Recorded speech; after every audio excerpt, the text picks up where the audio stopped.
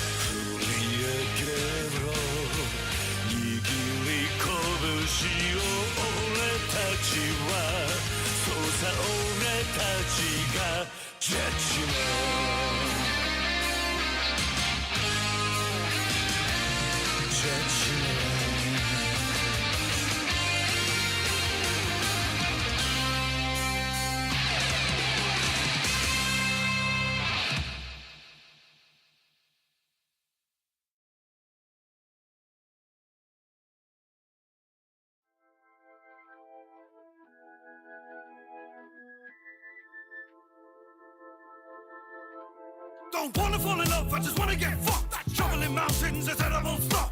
Heroin, ketamine, jelly bean puff. Shove it in my brain, get it all mixed up. Like wow, I'm a troubled soul. I'm living in a studio flat that's covered in moles. Come outside just to shout to strangers, then I crawl in a hole like an ugly mole. I love drugs and sketchy pills, and my favourite ones are the ones that kill quickly.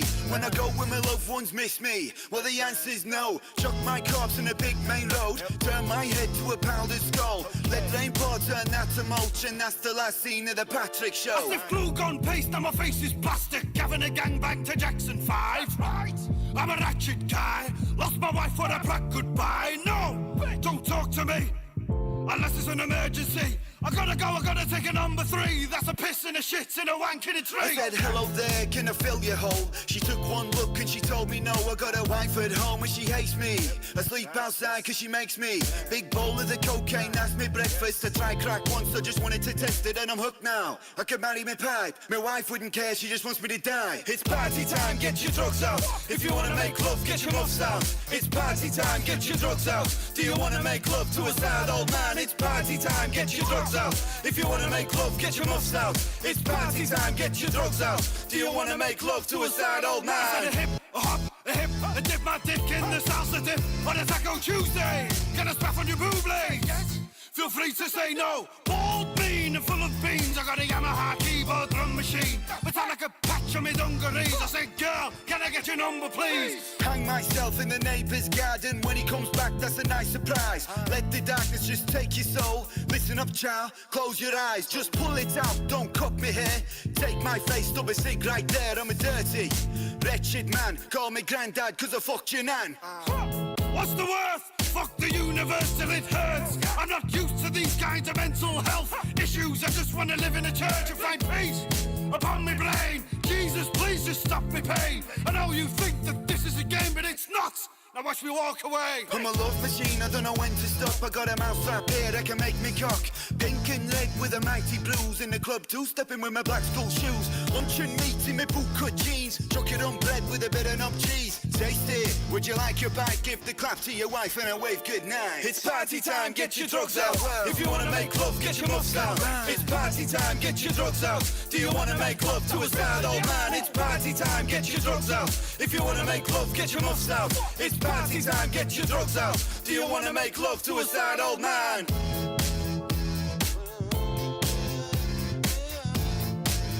you wanna make love to a sad old man?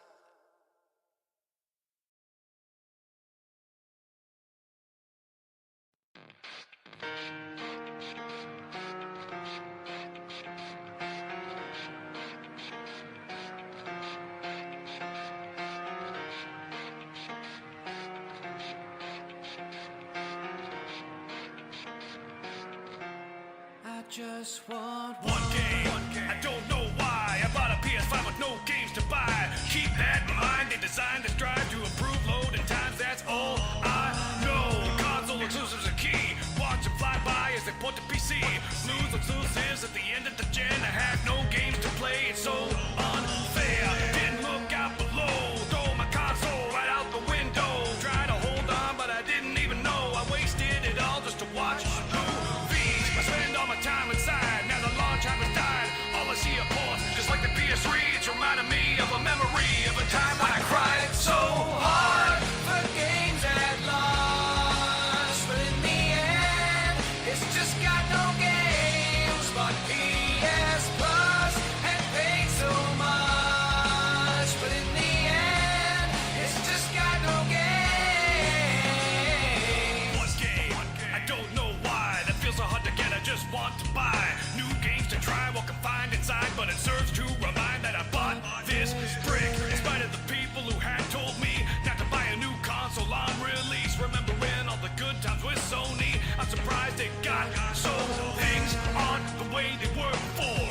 You wouldn't even recognize the PS4. The best games were multi-platform, but it all comes back to the goddamn games. I spend all my time inside. Now the launch time has died. All I see are ports, just like the PS3. It's reminding me of a memory of a time when I cried so hard for games at launch. But in the end, it's just got no games but PS Plus and paid so much. But in the end, it's just got no games. I put my trust in you, paid as much as I could pay for all this. There's only one thing I can say. I put my trust in you, paid as much as I could pay for all this. There's only one thing I can say. I cried so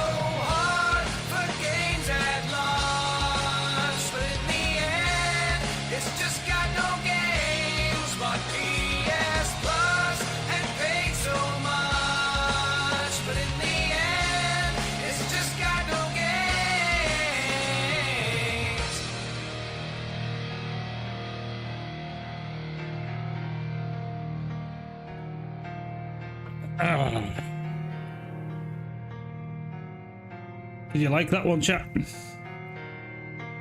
That's one I found the other day. Just give us a second and I will put some tunes on. How is everyone doing? Hold on a sec. Nose is full of crap. There we go. Cleared that out. Tonight we are going to check out the nominees of the Get Hold. That name, that last one in the chat, I cannot read that name at all. Consoles are dead. You are right. There's the garlic and chili masala. Sounds pretty good, actually. Something I've never tried. I'm a Madras person myself. I'd go for a vindaloo, but fuck, I can't be arsed with the snot running out my fucking nose and the tears coming out my eyes. It depends what curry house you go to as well. One of our local ones can make it like ridiculously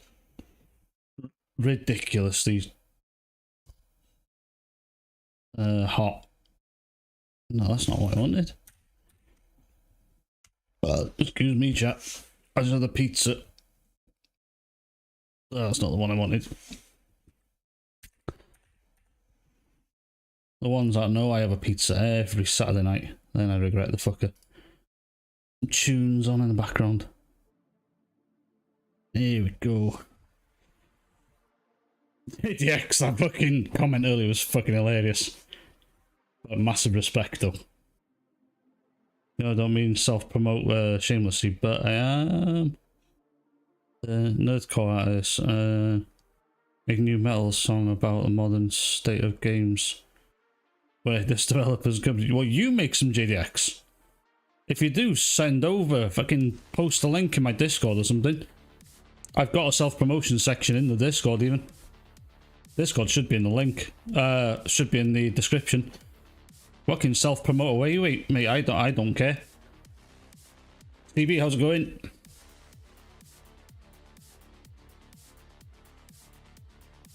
Maybe you could pre-screen it because there's a lot of profanity. Oh, that's fair enough. The Game Awards nominations are completely a joke. Yeah, they are. We're going to go through them, chat. We're going to go through them. This... Where the fuck is Jacob? Jacob's usually... I did message him because his time zone's completely different to us, so... I did message him. Jacob's usually one of the first ones in. So... Let's clear this on my screen. Where the fuck is it? There! There's that gone. Griffin's got a new video. I want to watch that because I want to make a video about The Last of Us Part 2 Remastered as well. But we'll talk about that after. First, let's have a look at the game. Oh, fuck, come on. There we are. Go and look at the cringe. Cringe awards. And we will vote, chat. Well, it'll be my vote more than yours, but we'll see if you agree with me or not.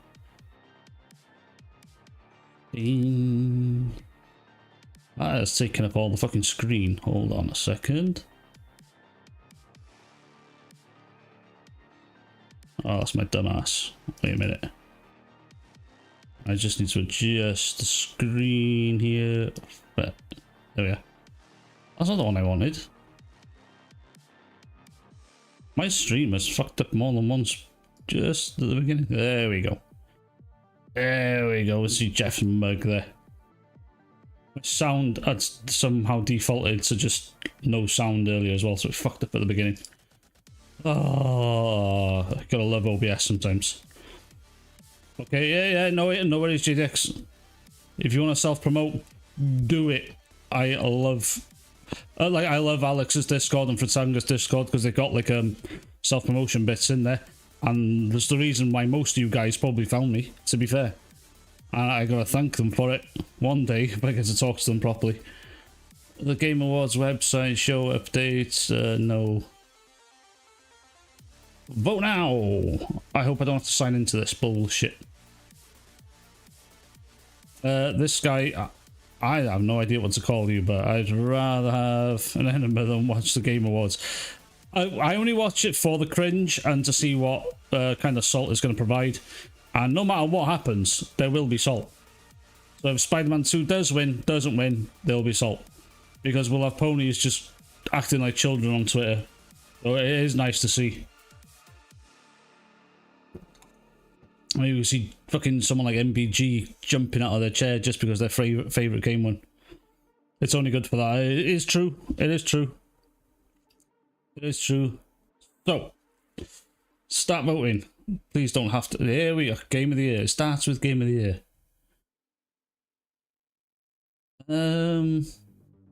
Yeah, fuck it. We'll start with game of the year. So I've been playing. So here we go. Here we go. We got Alan Walk 2, which I agree with Griffin. You do walk on that one a lot. You do walk on that one a lot. Baldur's Gate 3, by the Mid 2, a remake, Super Mario Brothers Wonder, and The Legend of Zelda Tears of the Kingdom. What do you guys pick there out of everything? Or do you reckon it's better? I played... Okay, you guys say... I'll tell you what I've played. You guys tell me in the chat what you reckon deserves it. I'll tell you what I've played out of all of them. So, at the moment, I am playing Alan Wake 2. Recently finished... You hate everything. Fair enough. I've recently played Alan Wake 1. Because all the hype from Alan Wake 2 got me curious. I liked Alan Wake 1. And I'd say I'm about 40% into Alan Wake 2. It's not that exciting. The story's pretty good, but weird. The graphics are out of this world. Alan Wake 2's graphics are just nuts. I've got it running on full ray tracing, path tracing, you name it, and I've got DLSS at to quality so I can get like close to 160 FPS. No, it wasn't 160. I'm lying there. It's about 140 FPS. But Alan Wake 2 is a gorgeous game. The story is weird, so I like it. I like weird stories. But the gameplay is not great. They kind of like made it stiff for the sake of making it stiff. Like to make it, like, you know, that sort of junky survival horror shit. It's like they went too junky with it. I think the gameplay of the first game was actually better. So I wouldn't choose Alan Wake 2. And Baldur's Gate 3 is going to be everyone's favourite. Nintendo will get it, but fucking Nintendo. Yeah, I hate Nintendo, but the games are really good. Yeah, for the practices. I know what you mean. I know what you mean. When Nintendo's games are always like... I hate saying it, but they're always fucking good. Zelda Tears of the Kingdom. Kind of does deserve it, but... It's just Breath of the Wild with more slapped on top. And a few new mechanics. I'm like... I don't know if it actually deserves it, but it is a great game. I'm not taking that away. It's a great game. Baldur's Gate 3 is ridiculously good. Yeah. Baldur's Gate 3. Even I don't like... I'm not a turn-based combat fan. I've done 30 hours of Baldur's Gate 3. I've got so many games. I need to get back to it. But because it's gonna... I think I'm going to spend another 100 hours in that game easily. Probably more than that. But... yeah, I was enjoying my time with Baldur's Gate 3. Baldur's Gate does. Let's say wrote Mario just to piss off Xbox fanboys. If Mario won, it would be fucking hilarious. It would be fucking hilarious. Mario RPG is so boring. Oh, really? Oh, well, that's annoying, because Mario RPG looks quite good. Ah, man, that's a shame. Yeah, so Baldur's Gate 3 is definitely... Spider-Man 2, no. If Spider-Man wins... Fuck.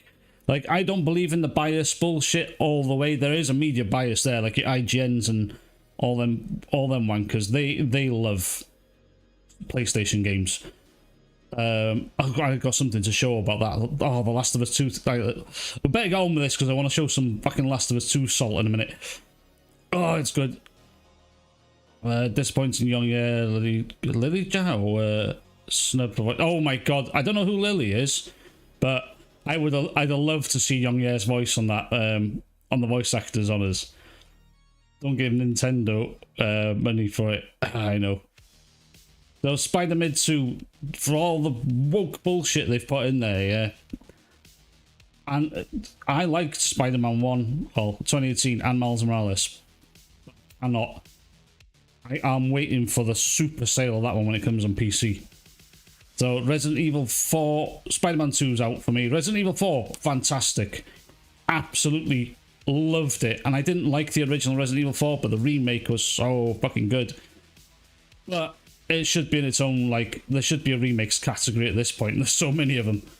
Super Mario Wonder, really fun game. Deserves recognition, definitely. I don't think it doesn't match like the levels of Baldur's Gate 3 does. And Tears of the Kingdom, again, it's just more Breath of the Wild, but I'm not taking away that it's a fantastic game. I am going to vote. Oh, you son of a bitch. 2 minutes, chat. Let's see what I can sign in with. I'll do it with... I'll sign in with Google. I'll just have to do this off stream. There we go. Hey, that's me. There we go. Now I can put it back. Right. Are we back? Oh, fuck. Oh, what have I done with that? I mixed things around now. That one. That's the one I wanted there. Better check my OBS to make sure that's not gone fucking wrong. There we go. It's Paul Streamer, telling you. Just because it isn't for you doesn't mean RPGs are boring. Fucking hell.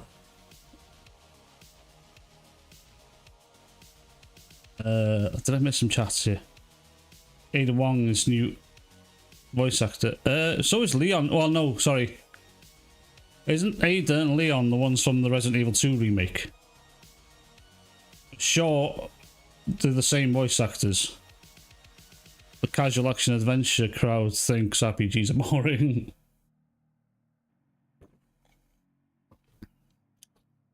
Baldur's Gate 3 winning. Alright, I should be able to fucking... I cast my vote. That's that done. Next! I don't get this one, best game direction, and there's literally the same games, bar one. That's dumb. They could have added another game in here. The best game direction. So, awarded for outstanding creative vision and innovation in game direction. What? Yeah, it should just be tied in with Game of the Year, to be honest with you. The Baldur's Gate 3 winning would make me happy as a piss off. Well, no, it also creates salt because ponies are going to use it. Jesus, that's my stomach, sorry. Ponies are going to use it against like Xbox people because they're going to say, "Oh, look, it was placed on PlayStation first." So you know they're going to be assholes about it. Just because it's for you, blah, blah, blah. Not my kind of game, but too slow for you to... Yeah, it is a slow game. If you're talking about Baldur's Gate, it is a slow game. Yeah, I didn't think I'd like it either, but once you stick with it, it's pretty cool. About Mario. For best game direction, that's the one I was going to vote. Alan Wake, yeah. Alan Wake for game direction. I would go Alan Wake. Like, you guys should go and do this as well. I'm just going off my choice here. I would vote Alan Wake for what they've managed with Unreal Engine 5. It's fucking insane. Environments and atmosphere. Yeah, you're not wrong. It's so good. But graphics and what they've achieved with that game is so nuts. I got. Oh no, I picked Baldur's Gate for Game of the Year. How's it going, Doc? You okay? Like I said, these are mainly my choices anyway. The best game direction, only because, I'll explain it, okay? Because Mario Wonder has taken the 2D Mario and completely changed how 2D Mario works. It's just completely changed how 2D Mario works. So I'm going to give Mario Wonder some credit. There we go. Next category. Baldur's Gate based, yeah. Now, best narrative. Now, the ones I have played, so I haven't finished Alan Wake. The narrative is good so far. Weird, but good. No. Baldur's Gate, I still haven't finished that, but I do like the story is what you choose, so it's pretty good. This is a DLC, but it gets a pass because it was really good. Phantom Liberty was fucking good. These two I haven't played, so I can't choose any of them two. So for this one, this is hard because Alan Wake 2 is really interesting at the moment. But I honestly think Cyberpunk is really going to spam Baldur's for every category. No, I just want Baldur's Gate 3 to win Game of the Year. Cyberpunk Phantom Liberty, it is good. The only thing that annoyed me with Phantom Liberty is that they should have had Idris Elba use his proper English voice rather than put an American accent in. So nothing against Americans, it's just that he sounds really... I'm gonna say he sounds really monotone by doing it, but the rest of the voice acting, the narrative, I think Cyberpunk was really good. I think it deserves it because I literally just didn't stop playing it. So what's next?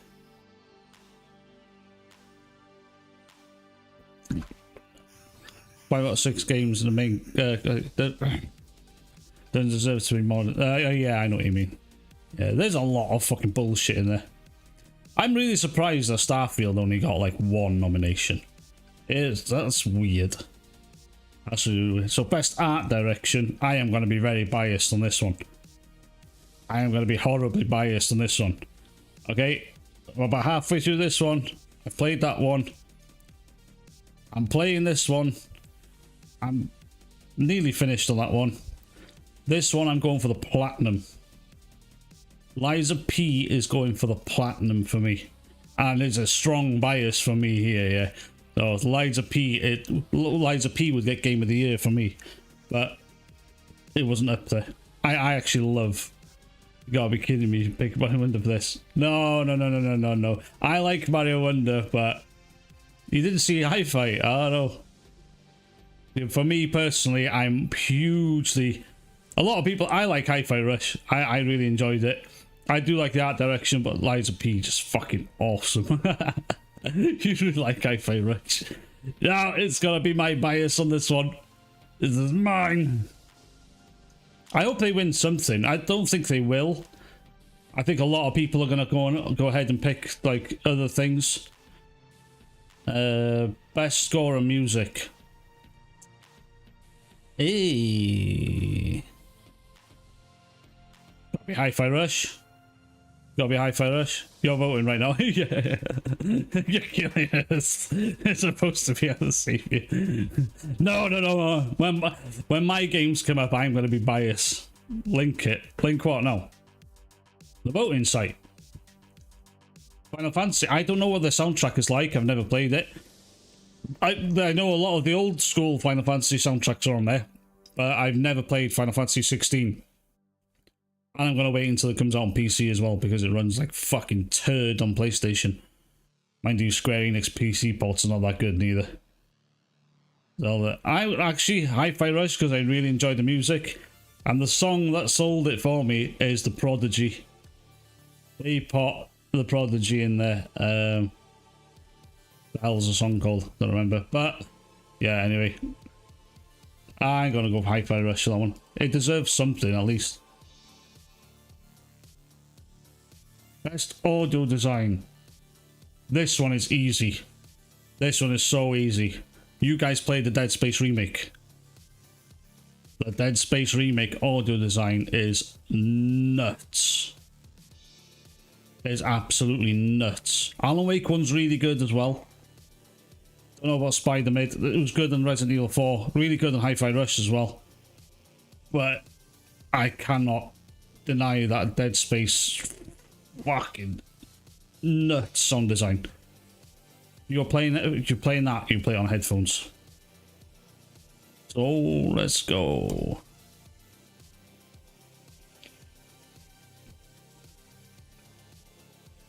You're the chosen one. Destroy the gaming media. Join them.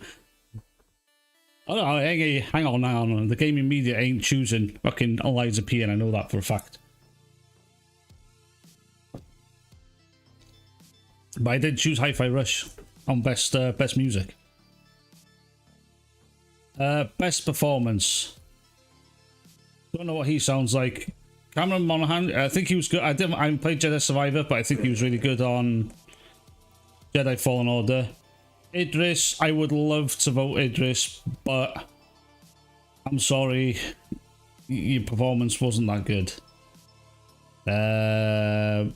Melanie, oh, this girl from Alan Wake. He was he like chat? Was he a Starion? And I'm sure he was a Starion. And yeah, Yuri, you're not getting it. You just played like a bitch the whole game. It'd be funny to see a Spider-Man win nothing. Oh, I fucking love that. Idris Elba. Idris was good. Idris is going to get it regardless. Yeah, he was a Starion. I love the Starion's character. See, I think he did a really good job of that. But I do like Cameron Monaghan. I think you say it, how you say it. He's really good. Out of all of them, I would probably, yeah, I'd have to say Idris Elba. Even though his performance could have been better. No, it doesn't really matter. I'm going to vote Idris because I like Idris. Idris is a Welsh name as well. There's a black man with a Welsh name. I saw the Prodigy in the 90s. Oh, fucking hell. The Prodigy in the 90s was the best Prodigy. Especially early 90s, but I was too young back then. I'd have loved to have been there at like what was the album called? The first album.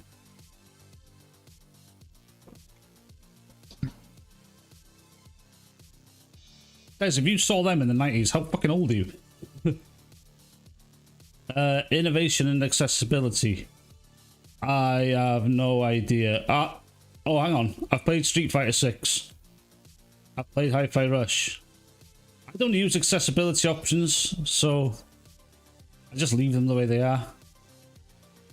I'd go for Street Fighter 6 on this one because of the controls. U64? Fucking hell. Really? I wouldn't have thought that at all. I thought I was fucking old. Forza. Has Forza got good, like, accessibility? I have no idea. I haven't played it yet. I can imagine it has. I thought the Street Fighter one was good with the modern controls. Mortal Kombat, I wouldn't know. Spider-Man probably has, like, amazing accessibility, but I just don't want to vote for Spider-Man at all. Diablo, it was alright. The accessibility, I'd just pick Forza for this one. Just so they might get some kind of W. Games for Impact, I have no idea what any of these are. Chat, any ideas? Goodbye Volcano, what the fuck is... Oh, I remember that. Wasn't that a PlayStation game? Chat, just tell me what the least, like, woke bullshit is here and I'll choose it.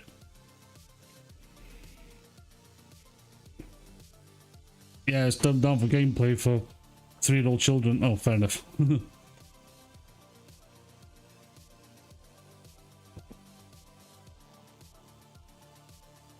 Oh, Spider-Man. Right. Oh, that pizza's playing hell with me. Oh, what looks the least tragic out of all these? That one. Yeah.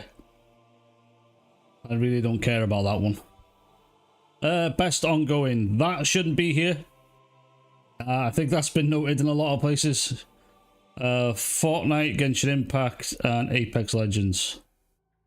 Final Fantasy 14. These are games I don't care about. Probably Fortnite, actually. Because it's free to play. So is Apex Legends, actually. Because they add so much content on these games. I don't know about Genshin. I know what Final Fantasy 14 is, but I have no interest in it. Go on, Fortnite, you can get a W. Best community support.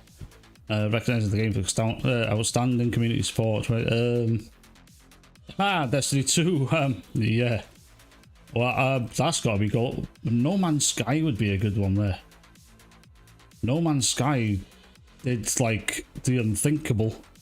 Yeah, probably Baldur's Gate because it was in early access for like 2 or 3 years, wasn't it?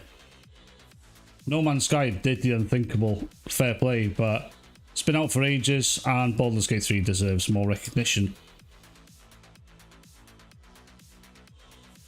Best independent game. I haven't played any of these, but I hear really good things about Sea of Stars, Dredge, and Dave the Diver.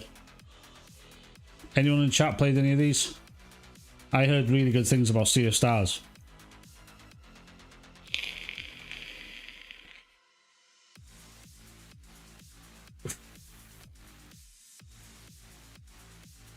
Dave the Diver is a fraud. Not an indie game. Oh shit! Yes, I saw that. Yeah, Dave the Diver doesn't get a vote then. I'll go for Sea of Stars. I've heard good things. Heard people like that one a lot. Something I'm probably going to pick up. Oh, there's going to be a bias here.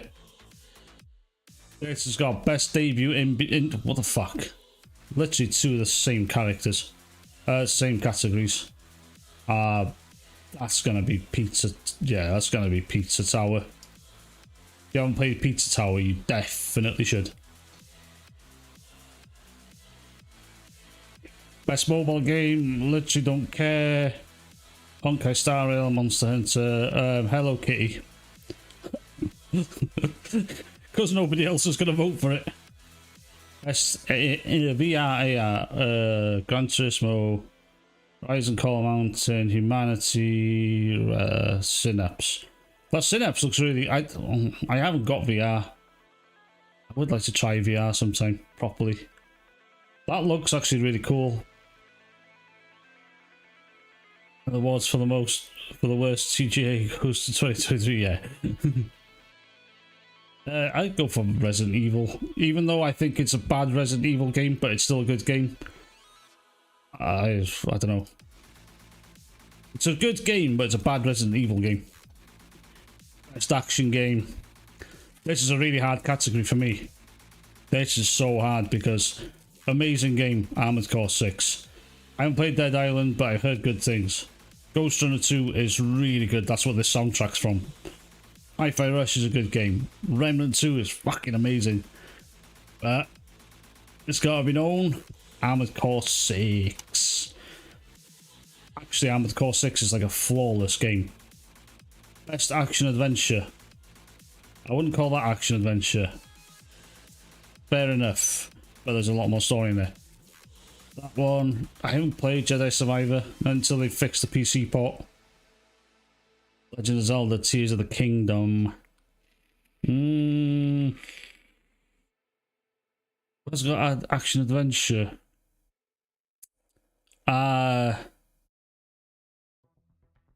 Tears of the Kingdom, I think.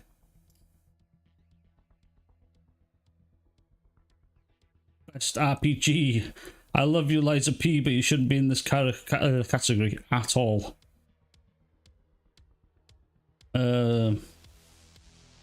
Starfield. And Baldur's Gate is just so much better than Starfield. Oh, I'm not gonna lie. Baldur's Gate is a hell of a lot better. Resident Evil Village. It plays better in third person. Yeah, I've bought that. I've got that DLC. It was dead cheap not long ago, so I decided to buy it. So I'm gonna. It's weird because usually when they make games in first person, I like it, but Resident Evil 4 is really good in third person, and so was 2 Remake. So best RPG, Baldur's Gate. You're getting it. There are some bullshit categories here. Best fighting game. I've only played one, so gonna be Street Fighter 6. I haven't played much of it neither. Best family game. Well, Sonic Superstars ain't winning because it's a bad PC port. I think Pikmin 4 is going to probably win this one. Maybe Party Animals. I've heard that's really fun. But Super Mario Brothers. Bit of bias for me, but I don't really care about this category. Best sim strategy. I have no idea. City Skylines, because I've heard good things and bad things. I've heard more about that than any of the others. Best sports racing. I'm gonna pick Forza just so Xbox might get a W. Because it's Starfield, only nomination it deserves to win RPG category. Yeah, you're not wrong. When I play Starfield, sometimes I'm like, yeah, this is fun, and then I keep playing it a bit longer, and then I end up being bored, and I'm just like, I don't know. I must be playing the game wrong or something. Sports racing. Yeah, I gotta go Forza. Just to see if Xbox gets some kind of W. Oh, my stomach is going for it today. Best multiplayer. I'd actually pick Diablo 4 here because that's really good to play multiplayer. Played that, and that. And played Party Animals, but I have heard good things. I watched Minxie play it for a little bit. I did play Baldur's Gate 3 multiplayer as well, but I don't like playing those types of narrative stories multiplayer. Diablo 4 was alright though.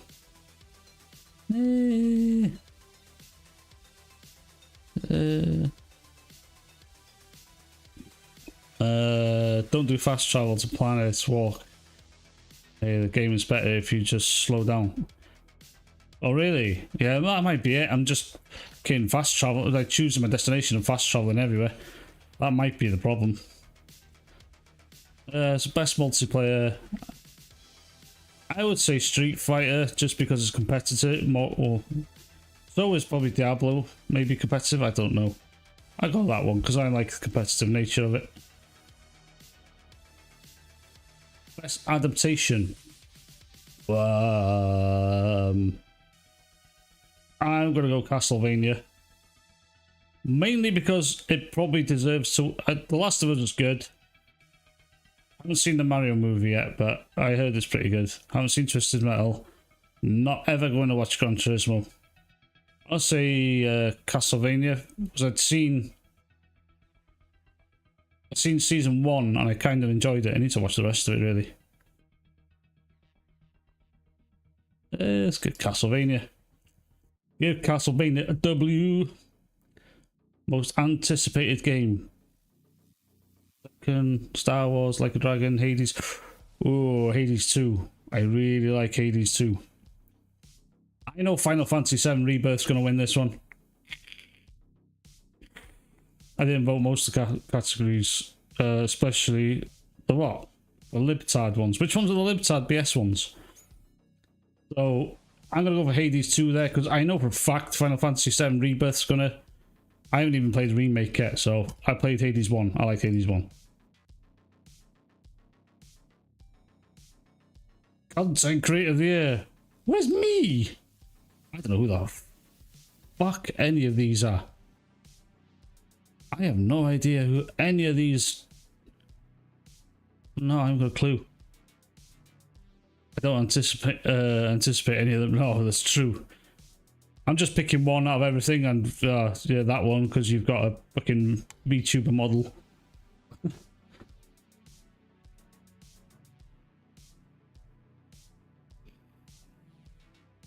Accessibility, social. Oh yeah, content creator. Yeah, I'll just choose any one of them. The one that looks less of a retard. Best esports game.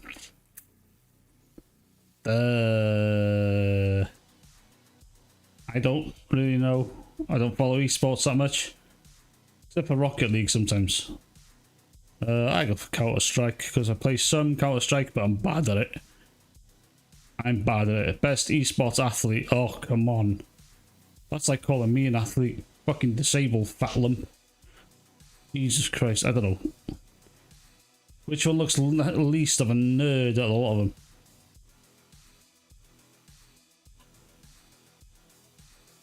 I hope they technically count votes from other categories if you don't vote. I'm not sure how it actually works. I also voted on half the categories, especially woke. Oh, it's woke and esports, yeah. I won't play any part of the Final Fantasy remake. I just couldn't believe how high they priced it. Even when it came on PC, I was like, what the fuck? And it came on Epic Game Store rather than Steam, which normally I don't buy games on Epic Game Store. I've bought a couple, but unless they're like dirt cheap, I don't bother. So like Alan Wake 2 wasn't bad because it was £40, so it wasn't a full price game, so I wasn't too bothered. I'll pick you. I don't really care about him. Best esports team. I'm still bunch of idiots. Don't care. League of Legends, Counter Strike. I'll go for them because they're probably the most toxic. Best esports coach. Again, still don't care. This chunker here. Wow, these categories are bullshit. Best esports event. I still don't care. Valorant. There we go. Yeah, keep voting. No, close. Right, done. Keep going. What's next? I've reached the edge. Well done. Fuck. That was horrible. Those last categories were just awful. But we all know which one's winning. If Baldur's Gate 3 doesn't win, I'll be shocked. I've got a feeling Spider-Man 2 might take it. One of the nominees for the coach has to be removed from consideration as he wasn't actually a coach. Really? Whoa. It won't be. Oh, fucking hell there. I've seen them before. They did it last year as well. Oh, why? Nobody. We're there for the games, not fucking. Some esports players, I think they're really good players and that, but I just don't care about it. They do nothing for me. That's something I want to check. I was going to choose the hot Asian woman coach. I'm not simp. Yeah, that's what I did consider it just for a second. And I'm going to look at IGN quickly. Because apparently, where the fuck are the videos?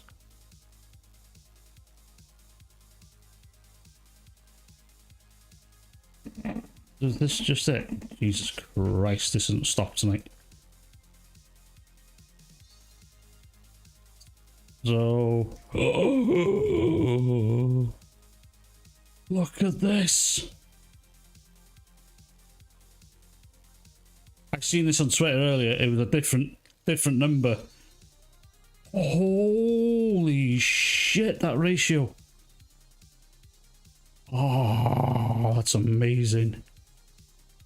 I hope they're stupid enough to vote for Spider-Man will completely kill the remaining.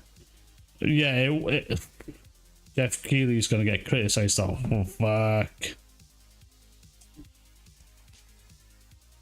But then it's not. Oh, yeah.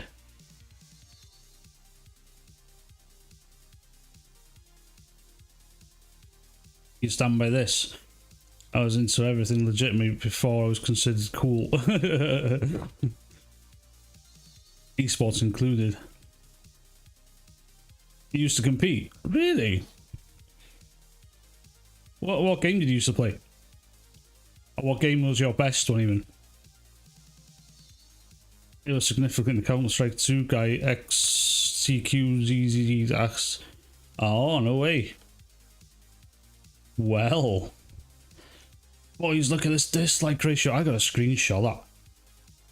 I gotta fucking screenshot you.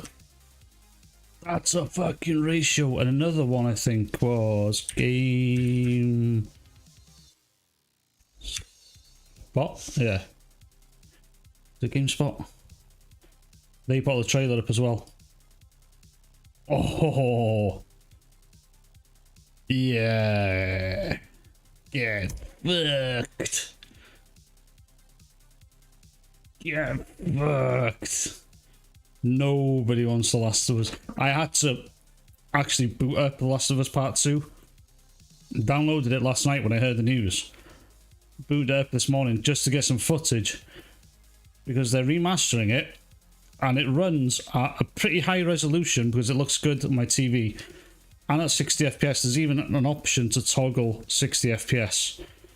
And you can take away film grain and motion blur. That Dreamcast guy. Dreamcast guy. Cast guy. Has a video. What up, gamers? Dreamcast guy here. What the hell is even that?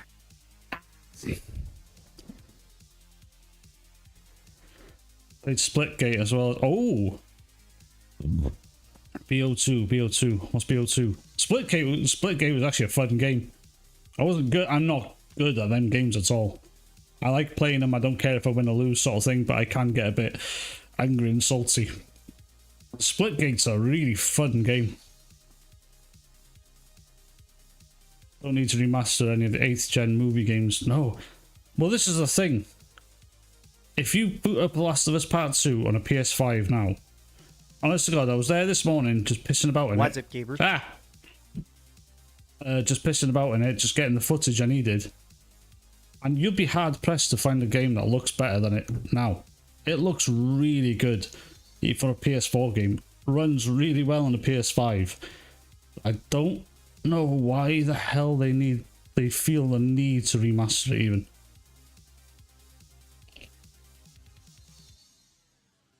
Still to this date, most competitively balanced and fun. Oh God, Black Ops 2, yeah, Black Ops 2. Black Ops 2 is fun, money. That's literally it. But the thing is, for content, I might have to do the fucking. I don't know how much it'll be. If it's $10, it'll be a £10 upgrade. For content, I might do the £10 upgrade. Just to laugh at it. And the first, honestly, God, what I was playing this morning, I wanted 15 minutes of footage. So I skipped the intro cutscene. And to get walking around as Ellie, it took about 15 minutes. Then, and that was just walking, and then it was just more walking after that. I was like, I forgot how slow this game was. But the graphics are really good for its time. The voice acting, the motion capture. You'd be hard pressed to find a game that's more technically impressive than it.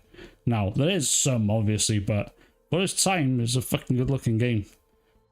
But story is where the game had the biggest problem. Dreamcast guy here, talking today about The Last of Us Part 2 remastered because the game just got confirmed. Even though Sony... He needs to fix his green screen. I mean, Christ, when I put this guy on... What the hell is even that? I don't think you can see the green lines on him. On my mate here. Huh?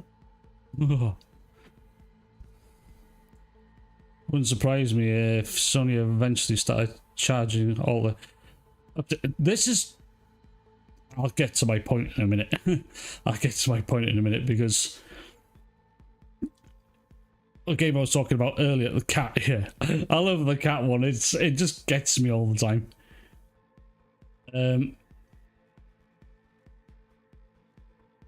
Oh, what the fuck was it talking about again? Right. So, when they charge for these remasters or basically updates, they are. Think about No Man's Sky. No Man's Sky released in 2016, I think. I might be wrong, but I think it's 2016. And it just under-delivered. Since then, as I'm going back, when PS6 comes out, they will do it again. Yeah, they will do it again. Fucking hell. Even the Last of Us Part 1 will be there again.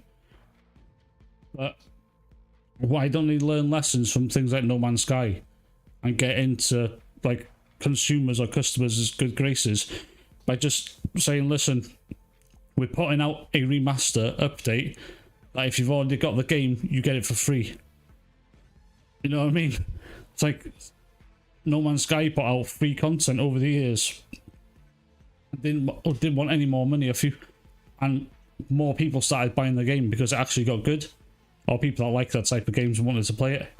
So I don't get why the fuck Sony feel the need to just do these updates. Sony just released this. It came out on PlayStation 4 just a couple years ago. It was 2020 it came out. It wasn't long at all. They're already doing a re-release on the PlayStation 5, and the details are just incredibly bizarre.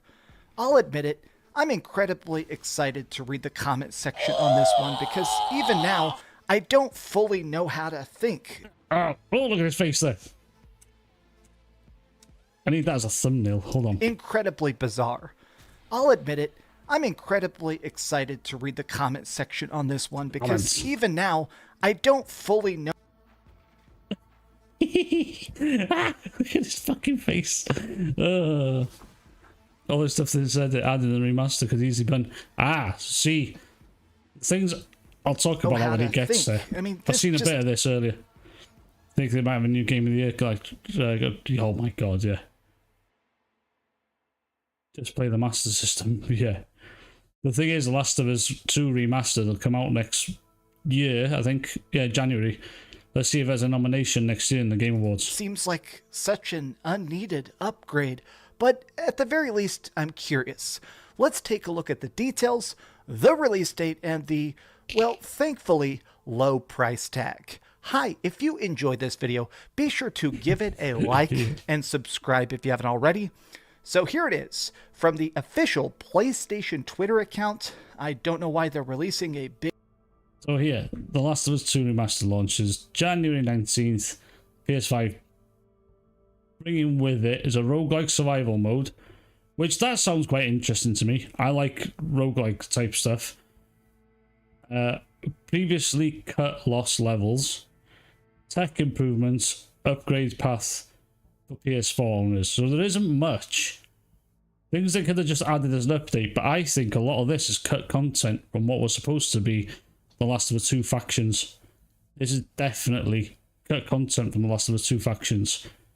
And they've sort of binned off factions and just gone, you know what, we'll just add this to the game, it might shut people up. But no, these ponies aren't going to forget. They're pissed they're not getting factions. Xbox should call out. I should cut all ties with it. No, it was... Who explained it? I watched the video and I was thinking, hang on, I had to look for myself. Like, back in the 360 days, Xbox was getting praise a lot for, like, you know, awards and stuff like that. It's called the Golden Joystick Awards. Golden Joystick Awards, Baldur's Gate 3 won that, didn't they? And I don't think these award shows should be done until like the end of December. Mainly because there's still a few games to come out. Not massive games, but there is still a few to come out. But yeah, all these things I think are cut content from what was meant to be factions. And because this is happening now, factions definitely isn't happening. Naughty Dog are creatively bankrupt at this point.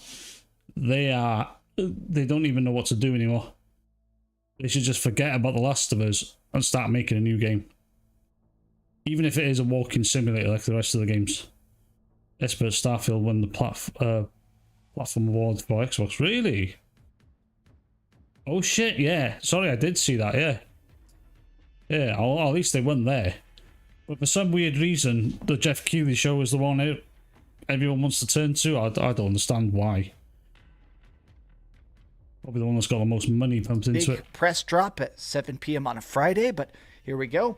The Last of Us Part 2 Remastered launches on January 19th for the PlayStation 5. It's going to have a roguelike survival mode, which honestly sounds awesome. This is the best part of it from the bit I've read so far. Cut. Well, this is the thing. You say, do they think they'll do a PC version? Are they scared people will mod it? They'll make Abby look better, for fuck's sakes. The way they did Last of Us Part 1 was release Part 1 and then do the PC port, but I know Horizon Forbidden West is getting a PC port first quarter of next year. Hold on, my Steam's still open. That'll tell me. Ah, fuck! The Steam Deck OLED's not available in the UK neither. Son of a bitch, Gabe. I knew it saves me a bit of money. What was I looking for? Can't even remember what I was looking for now. I might find it here. I might find it here. Oh, Horizon. Brain fart. Horizon Forbidden West. Has it got a release date yet? No, it just says 2024. But I think it's in the first quarter. One PC version of Forza Horizon 2. Best Forza Horizon. Oh. Did I play 2? Did I play it? I remember playing 1. I played 3. I think I've still got 3. Yeah, 3 was the first one that was on PC, wasn't it? I don't think 2 was on PC.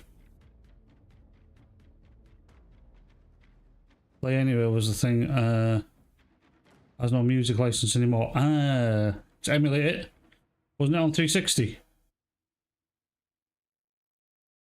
I'm sure it was on 360. You can emulate it using Senya. I don't remember what the fucking emulator is called. Levels that were originally not in the game, so like incomplete stuff, tech improvements, and an upgrade. Oh, Xbox One version. Was there a 360 version? 360 version's different. Oh no. We don't have an Xbox One. So, even if it's like backwards compatible, could you still stick the disc in and it'll play like the original version? Or have they actually just stopped you from being able to do it? Mind you, if you have the disc, you should be able to.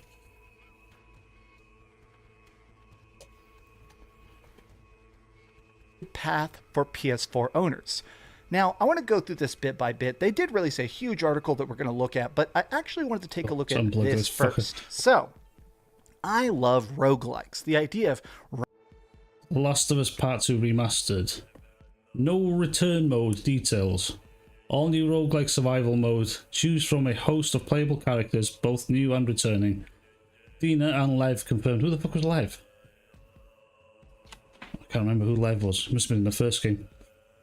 Compete and survive in the randomizer encounters. This sounds like it should have been in the multiplayer. Unlock more character skins and more as you progress. Each character comes with their own traits. They're doing the same as Resident Evil remakes have done. So you can unlock. I don't know if you can use them in the main game, but you can unlock like skins and stuff for your characters. Chart your course on each run, choosing between stealth and combat encounters. Encounters can have unique modifiers. Global leaderboard confirmed. That actually looks. That is like something the game could have had at launch, because it wasn't that long ago the game was out.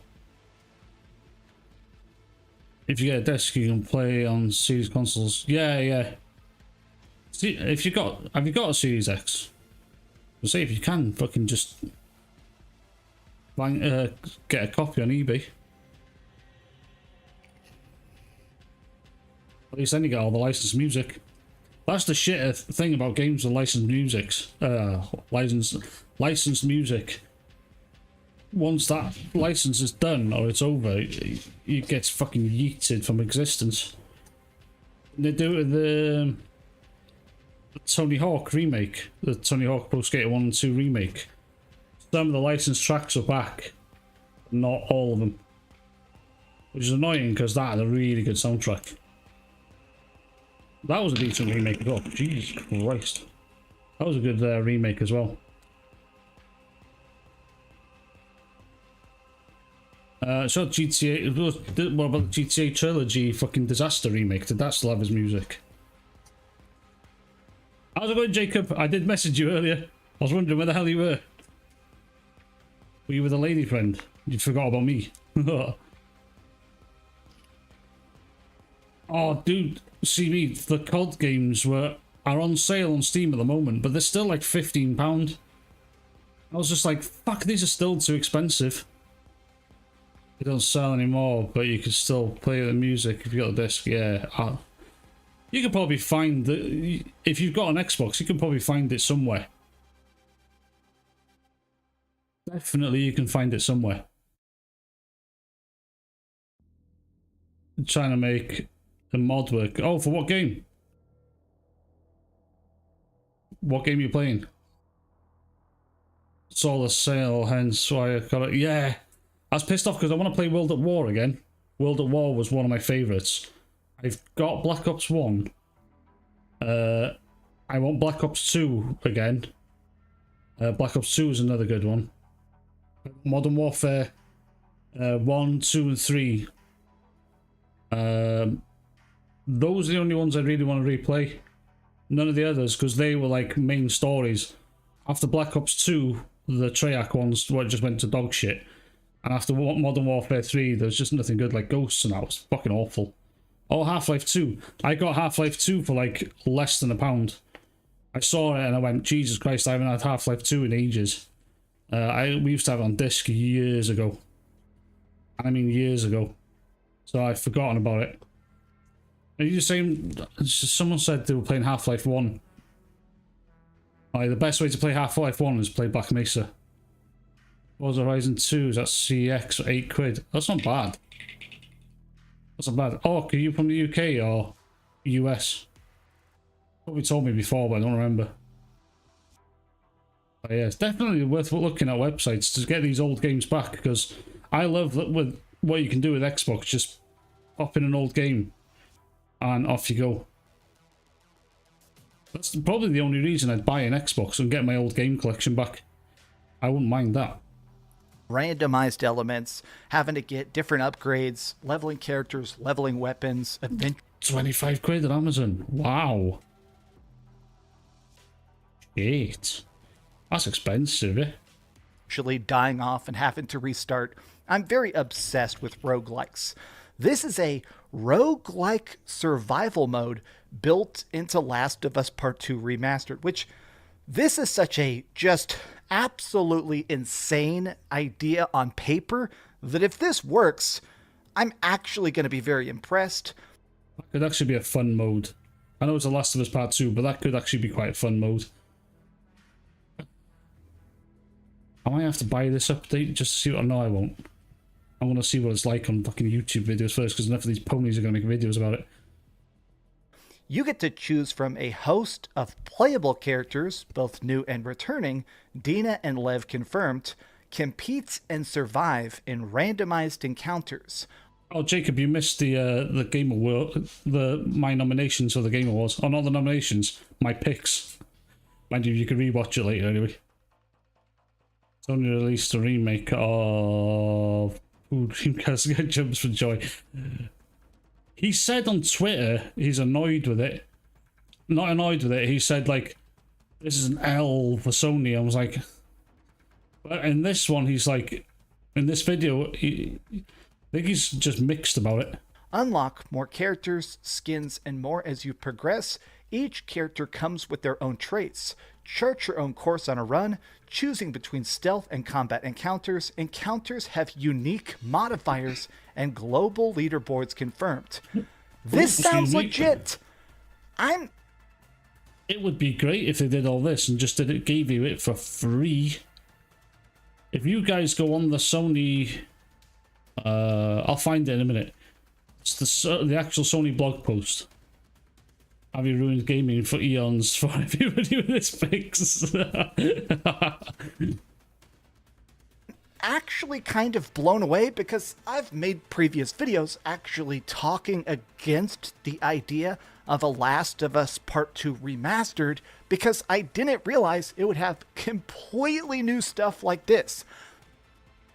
Yeah, but it's stuff they could have just given you for free. You don't have to charge you $10 fucking for it. It's stuff they should have just... The game was supposed to have multiplayer at launch. 3 years later, still not there, Dreamcast guy. You should be fuming. You should be fucking fuming at PlayStation. They have promised you a big multiplayer game. They're not giving it to you. So these things are just... They should have said... Naughty Dog should have come out and said, because we can't promise the multiplayer at the moment, here's a nice gesture, a nice little upgrade for the PS5, and all these bits, and just giving them for free. It's an advert for games that are coming out. Yeah, that's another reason I like watching it, to see what games are coming out, but it's mostly probably going to tell us about the games we already know about. I'll guarantee you that much. But there might be 2 games we don't know about at the most. Oh, excuse me. I am hoping to see Elden Ring DLC. Or some kind of, like, you know, trailer for Elden Ring DLC. And I'm hoping to see... What else was there? Maybe some, like, Armored Core 6 DLC or something like that. That'd be quite cool. But other than that, I don't think he's going to show anything new. This is what I wanted from The Last of Us Part 1 Remake, is new stuff that makes it worth that price tag. But wait, there's another extra part of this that I must admit I'm in love with. Oh, Dom the Bomb. Yeah, one of the biggest ponies on fucking Twitter. Last of Us Part 2 Remastered will contain an upgrade path for $10. Anyone who wants a PS4 version, owns a PS4 version. That's just such a fucking bullshit con. I bet you will be £10 in the UK as well. Well, 3 remake would be good. Oh yeah, something like that would be cool. But Bethesda needs to sort their shit out at the moment, yeah. After Starfield, I think Bethesda needs to kind of like rethink their structure a little bit. I don't know how they'd go about it, but Starfield is more like, it's too much like their old games. I can't say much for Fallout because never been a fan of Fallout. That I just don't think it's aesthetically my type of game. I might enjoy them. I don't really know. Everyone says to try New Vegas. I've never played New Vegas. Wasn't it Fallout Remake leaked? It was, yeah. It is only $10 to upgrade the physical PlayStation 4 disc to turn it into the PlayStation 5 remaster. Okay, so clearly Naughty Dog has learned from their mistakes. When they released The Last of Us Part 1 Remake, that should not have been $70 for a game. Well, at least he acknowledges that still. I know he bitched about it when it came out. But at least he can still sit there and say, like, yeah, that was bullshit. Fair play to you. W to the Dreamcast guy. That still pretty much just looked like an incredibly beautiful PlayStation 4 game. Like, that was not worth the $70, even if you do love that game like I do. Doing this as a $10 upgrade with a ton of additional content, this is smart. They're No. This should be free. Hold on a second. Let me see if it shows this. No, it's not here. I love this tune. Here we go. Store page. Shit, No Man's Sky is over 100 gig now. So No Man's Sky is just a flat price and they've added shitloads of content to the game. And VR support and everything. And there's a new DLC coming out. Oh no, it's just come out, sorry.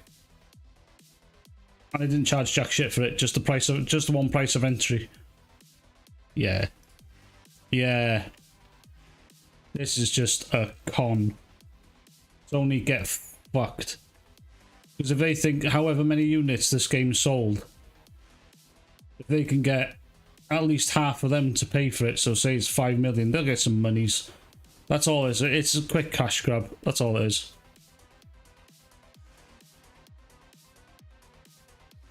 Not playing New Vegas. Get off YouTube now.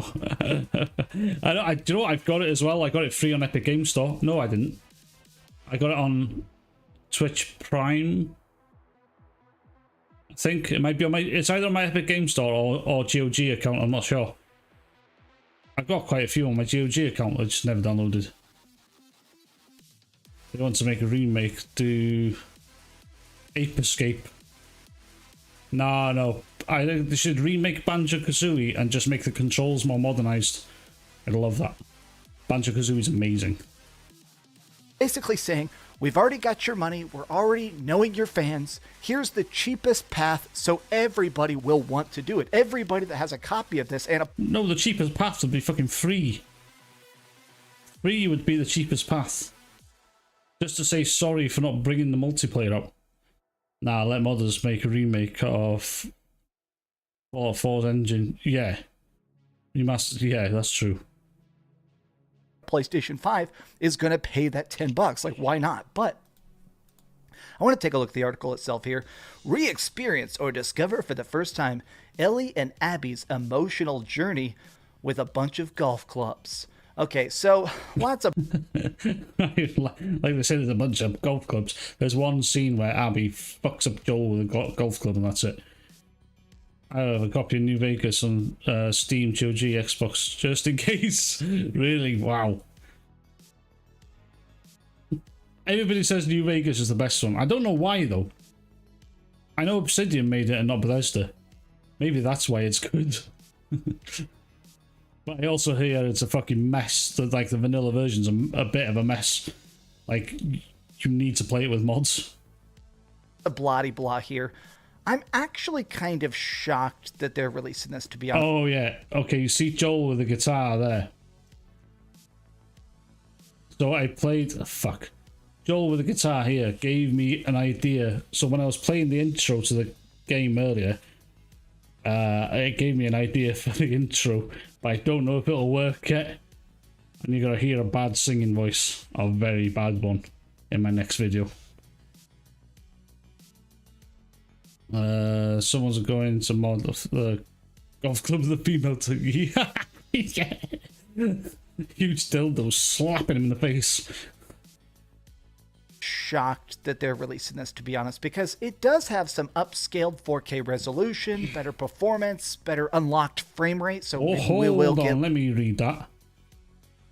Also included newly recorded director's commentary across campaigns, because nobody fucking wants that. Nobody wants to hear Neil Druckmann fuck about with talking to you. Narrative lead Haley Gross and Troy Baker. I don't mind Troy Baker. I think he's a good voice actor.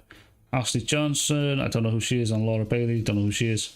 They assemble to offer insight into the story and its characters to mean so much to both our team and our fans. We are delighted to give fans more understanding of the team's approach to the story.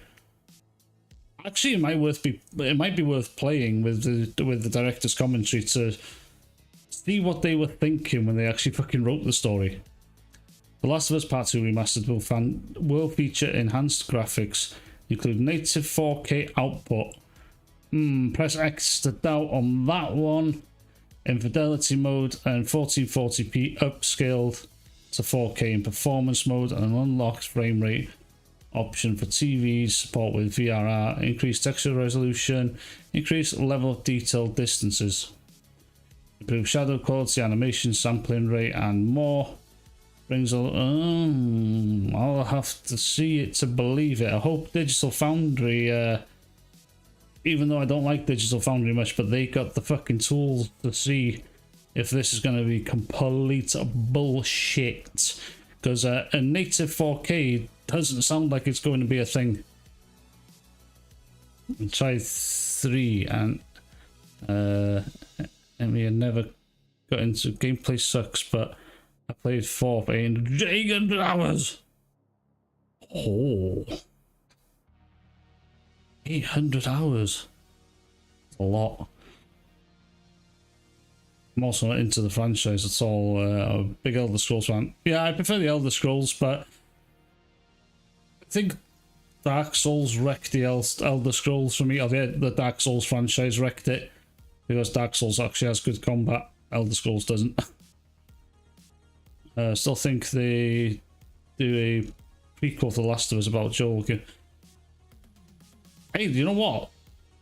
You have better ideas than fucking Naughty Dog does. That would be amazing. From the time Joel lost his daughter in the first one to the time he met Ellie, which was what, 13, 14 years? Something like that anyway. They would, yeah, they'd be better just doing a prequel to Joel's struggle to stay surviving in the apocalypse. Yo, that'll actually be a decent, they could do a decent story of it. At like 120 FPS, which to me would be incredibly freaking cool. But I must say, as cool as this seems, this new special edition they're doing with patches and stuff, okay, that's great. Oh wow, they were selling you a bunch of cheap shit for a lot of money. Ah. So there's new box art, a bunch of shitty cards, a set of 4. What the fuck does that say? No pins. Why? Who the fuck wants that? Okay, that's great. Graphically, this still does not look. If you actually go into the website itself, my stream would do it no justice, even if I showed it on the website. But someone did a comparison of these screenshots. Oh, Pio done a comparison of these screenshots, a couple of them. They don't look any different. In all fairness, and like I said, this is a good looking game already. Unless they do like a complete overhaul, I don't think they can do much more with it. One mod they can make that girl's nose smaller. Which girl? Ellie's. Or Dina. Is it Dina or Dana? She had a big ass nose. Like a remaster. Like maybe I'm just jaded. 600 hours in Oblivion. 12 hours? What the fuck? 237 in Starfield. Holy shit. Ellie's girlfriend, yeah, Dana. Or Dina. Whatever her name is. She got a big ass nose. Wow. You really like your Bethesda games, oh. Jesus. I think the most hours I've got in a game is still to this day Dark Souls 3. I've blasted Dark Souls 3 multiplayer for a long time. I wasn't good at it, but I played it for a long time. But to me, when I see these screenshots, this still looks like a PlayStation 4 game. Like, I know they're putting captured on a PS5 here down in the corner. I'm not like claiming they're lying, but this game was already... It looks no different to the original game, and that still looks good. You know what I mean? The lighting and everything is just such a good looking game. How the fuck they say this is a remaster? I don't know. I'm a disciple of the one and only Todd. By Morrowind, great game. Morrowind was the third one, am I right? Was the Elder Scrolls 3? I don't remember what the first one was. The second was Daggerfall, wasn't it? The procedurally generated one. You started with Morrowind. I've seen Morrowind. Oh no, there was the... I got the Elder Scrolls Online with Morrowind expansion, I think. That looked cool. That really did look cool.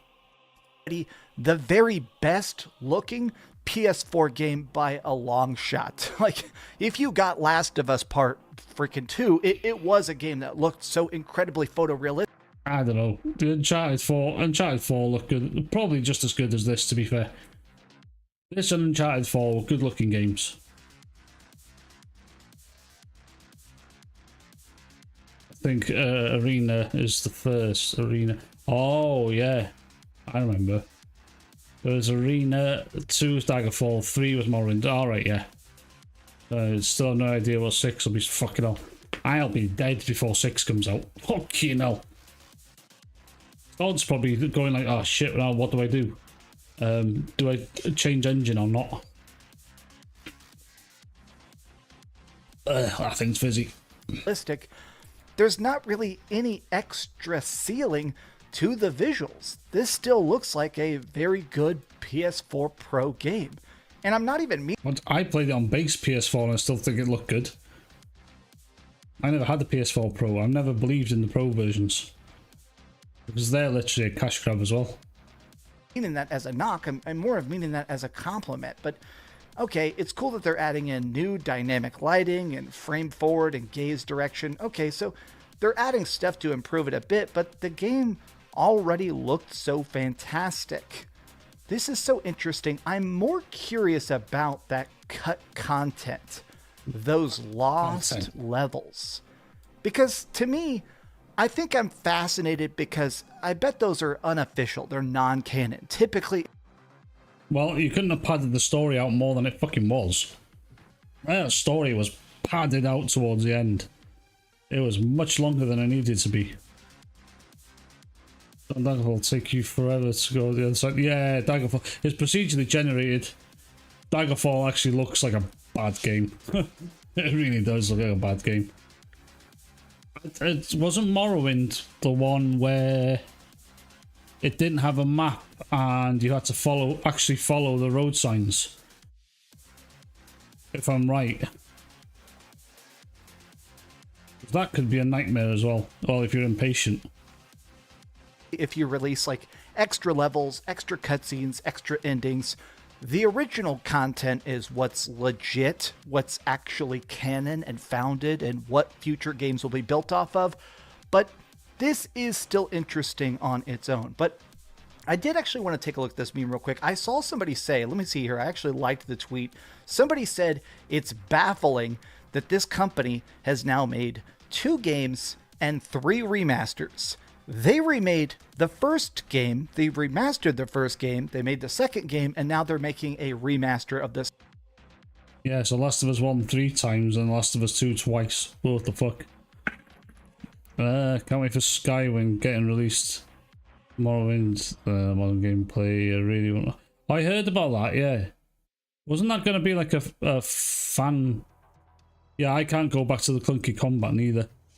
Even Skyrim's combat is still... I think you're better off with magic and Skyrim, because swinging a sword in that is tedious. I tried playing it recently, just before Starfield came out. Oh, GTA might be at the Game Awards as well. GTA comes out next year, or the game will come out. Yeah, nothing will compete with The thing is about GTA 6, I was talking about it last week. I don't know if you were there. Yeah, you were there last week, but that company, Sweet Baby, has their hands on that game. So don't expect GTA 6's story to be any good. Or what GTA used to be anyway. So that the woke company has their hands on that game, so yeah, expect the violence to be down to a minimal. Expect the swearing to be down to a minimal. Everything's just going to be turned down. Calling it now one of the lost levels. Be a QT Abby sex scenes. Hey, if we can mod it on the PC, that'll be alright. How you doing, Creed Warrior? Okay? The second game. That's pretty funky. Also, I do love the fact that Sony does keep releasing everything except Bloodborne. Oh, fuck yeah! They seem to just forget Bloodborne exists. I gotta readjust my chair. Bit lazy fuck you. My back will suffer. I hate this fucking asshole. He looks like he's got such a punchable face. In Skyrim, you could just break the game and get the weapons. Oh, yeah, you could.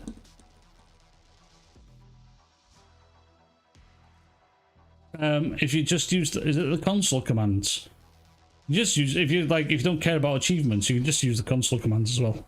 Break the game with that. It's the best way to delete the carry capacity on what's it called? Starfield. Use the console commands. In the Elder Scrolls 6 could cover the whole continent of Tamriel So there's this. Ooh. Maybe. I don't think I want him to go down the procedural generation. Yeah, I don't want him to go down that road again. Because have you been to the procedurally generated planets in Starfield? They're a bit pointless. I'm good playing like a Dragon Gaiden. I hope you're playing it with the Japanese fucking on Japanese subs. What's this asshole? Greg Miller. God, I fucking hate Greg Miller. He's just he just wants a bat to the face. The trailer itself is so underwhelming. I'm going to mute this, but I've seen so many people just posting reactions. This is a very PlayStation-centric group, and they're kind of just like, okay, that's cool, but is this really what we need to do? Like, I'm going to watch part of this trailer here while I talk. This is remastered for the PlayStation 5. Wow, that sure does look exact. Naughty Dog themselves have to realise this runs perfectly fine on a PS5 already. The game runs flawless on a PS5 and it looks great on a PS5. There's got to be someone there that is just a greedy fuck that doesn't care. W is only the Japanese sons at the moment. Ugh. Or you could break either the Shadow Stone or the Hell. After getting the Totem Brotherhood. Can you? I don't know. I haven't played I played most of Skyrim on PS4, I think. It's been a while since I've played it like properly. I did like on PC not long ago to get rid of the opening cutscene and just try to mess around on the map. Get a couple of the shouts and then mess around. Japanese with English subs, the only way to play it. It makes sense for something like I played Sekiro on English and then I played it with Japanese. I was like, Japanese just makes more sense. Exactly the same. Like, I almost think they... I mean, I guess they had to call it a remaster. Oh, look at that face. Wow. I guess they had to call it a remaster because that's the current way we phrase... Nah, that's defending it. ...things. I do think they should have called this the director's cut. I do think they should have said, hey... Well, at least he said something decent. That would have been a good way of doing it, like Death Stranding did. They called, like, the enhanced version the director's cut. Did they charge for an upgrade path on that? Did anyone play Death Stranding on PlayStation? And did they charge for the... Yeah, they did charge for the director's cut. I can't remember. I remember getting it. But I can't remember how much it was. I think that was £10 as well. But I think Death Stranding's a much better story than anything Naughty Dog shuts out because, well, it's Kojima. Kojima is God.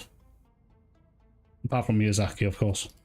New content, extra features, a little bit of better lighting, but calling this remastered, I think, it just doesn't seem graphically impressive enough. But if Naughty Dog had called it director's cut, like Dreamcast guy said, I'm going to give him a slight W here.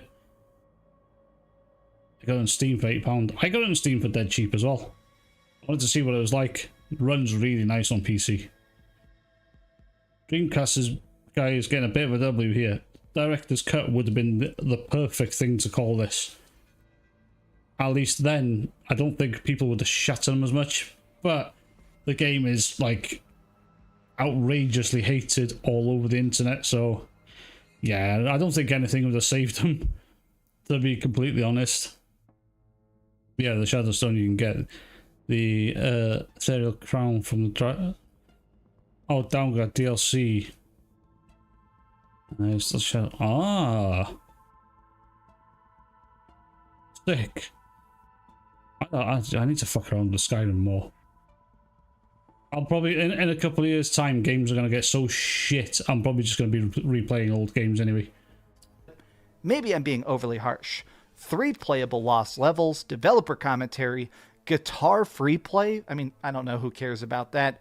Across the board, I'm just thankful it's cheap. I'm definitely going to play this. It's... Oh, yeah, we could look into that actually, the PS Portal. I was going to make a video on that, but I didn't get time. I had an idea for it, but I didn't get time. Like every other fucker had made a video on it by then, so I was like, there's no point anymore. But I'll make a video on The Last of Us Part 2 remake, because I don't think enough people can cover that, to be honest. As for the werewolf thing, I did the werewolf one. No, I did one's a vampire. And vampire was annoying because I couldn't go out in the daytime. Summon infinite werewolves. Oh, no way. That'd be really cool. The mods are working. Oh, what game were you doing again, Jacob? I forgot what you said now. Oh, Half-Life. I am waiting for the RTX. Is it? Yeah, the RTX mod for Half-Life 2. That's the reason I wanted to buy it. Oh, lucky I got it dead cheap. The RTX mod looks really good. So I'll play it with that, hopefully. Hopefully it'll be really cool. Smart of them to drop this in January, which is typically Using M mod. Ooh, what was that? Biff and Brett did a video on those two exploits and mentioned that they were really good. I haven't watched Spiff and Brett. I've heard of him, but I haven't watched him. kind of a quiet month for video games. I'll buy that upgrade. I'll review that upgrade. But what do you guys think about this? Is this exciting? Does this seem like a PlayStation L? I must admit, first impressions, this is super strange. At least they have a path that's not a full price game, but still, Sony, make something new. That's the one I wanted to hear. Sony are creatively bankrupt altogether. The studios don't know what to do anymore. Oh, nice. M-Mod enhanced it, nice. So, when you think about Sony now, Santa Monica Studio not long ago had God of War Ragnarok come out. So they're working on their next project. Insomniac are working on Wolverine. Guerrilla Games probably working on Horizon for Horizon 3. Maybe something else, I'm not sure. I know they're working on a multiplayer. They're probably also working on a Horizon 3. And Naughty Dog don't have a fucking clue what they want to do. You'll get 11 out of 10, probably. Just get a handheld PC, then you have an Xbox exclusive in most places. Yeah, it's true. Yeah, better than a Portal. How's it going, rambling? At least seriously put in basic 4K behind the paywall. But I bet you it won't even be fully natively 4K. I will guarantee you that. We'll just have to wait to see what Digital Foundry have to say. I can't believe we don't have Last of Us Factions 2. I can't believe we don't have Last of Us Part 3. We are still going to be playing remasters and remakes of these games. That's what that console is mainly for. So you have Demon's Souls remake, which is really good. That was worth the remake. What was new on the console? Ratchet & Clank Rift Apart, Returnal, and the rest are probably remasters and remakes.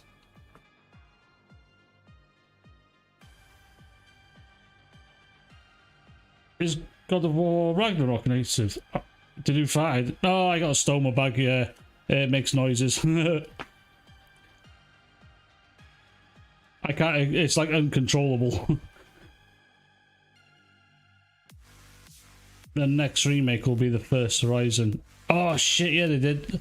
That has been a rumour. That's stupid as well, because that's still a good looking game. Brett is a really good YouTuber, takes games and music. I might have watched this stuff before. Is he the guy that always rolls back to like the original version of the game? Sure it was.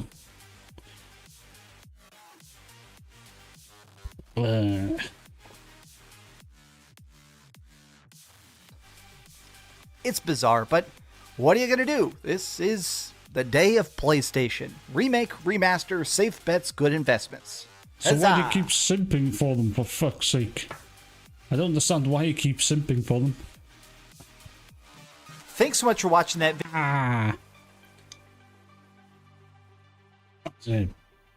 PS Portal. Let's see if there's anyone different. I love that shit. Why I love and hate it.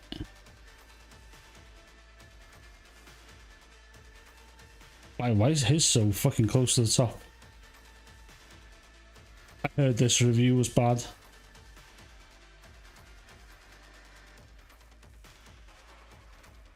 I know Dreamcast guy literally rips off other people's reviews. Ah, fuck it. We'll go for... Oh! What's up, gamers? Dreamcast guy here, and... Because he's a grifter, yeah, I know. He likes Yorkshire tea. Who likes Yorkshire... Everybody likes Yorkshire tea. Yorkshire tea? Yorkshire tea. Everybody likes Yorkshire tea. Fucking good. Because he's a grifter. Yeah, you're not wrong. You're not wrong, he is a grifter. Yeah, he's funny to watch. What's that? Keanu Reeves is GOAT. Why is Keanu Reeves the GOAT? I like Keanu Reeves. Oh, did you say... Do you mean Keanu Reeves or Renew Reeves? Who the fuck is that?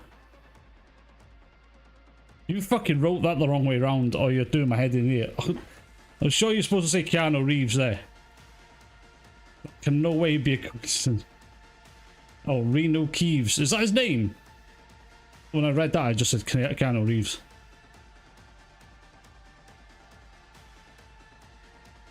Dreamcast guy not get told on his review of Mario. Yes, someone noticed he did something. He didn't play the game or something like that.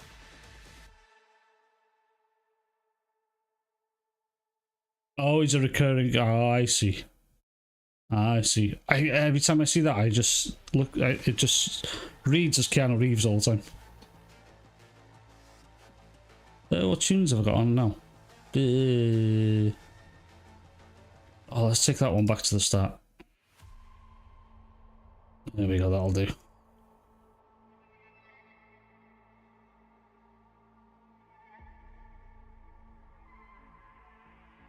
Oh, right. It's the name of a Skyrim character. Yes. Okay. Fair enough. This is the PlayStation Portal. Oh, we actually bought one. A very strange new device just released by Sony that, to be honest, I'm very confused about. This is essentially a $200 controller that allows you to play your PS5 games literally anywhere. But as good as that sounds, as magical as that may seem, this does have some issues. Let's talk about that. Some? It has a lot of issues. If any of you guys on Twitter, you've seen how much the fucking ponies are coping about this device. It's unreal. Hi, if you enjoyed this video, be sure to give it a like and subscribe if you haven't already. Now, I'm going to be very brutal in this because I am a person that actually enjoys... I am brutally honest. Oh, he didn't name the video Brutally Honest Review neither. Oof. is PlayStation 5 a lot. And also, I have a lot of experience with remote play. Now, in case you don't know that term, in the last couple console generations, Sony has experimented with a way of streaming the video of their consoles onto a tinier screen. With the PlayStation Portable and with the PlayStation Vita... I used that. On the PSP, you could remote play your PS3, which at the time it was pretty cool, to be fair. And for its time, the lag wasn't bad either.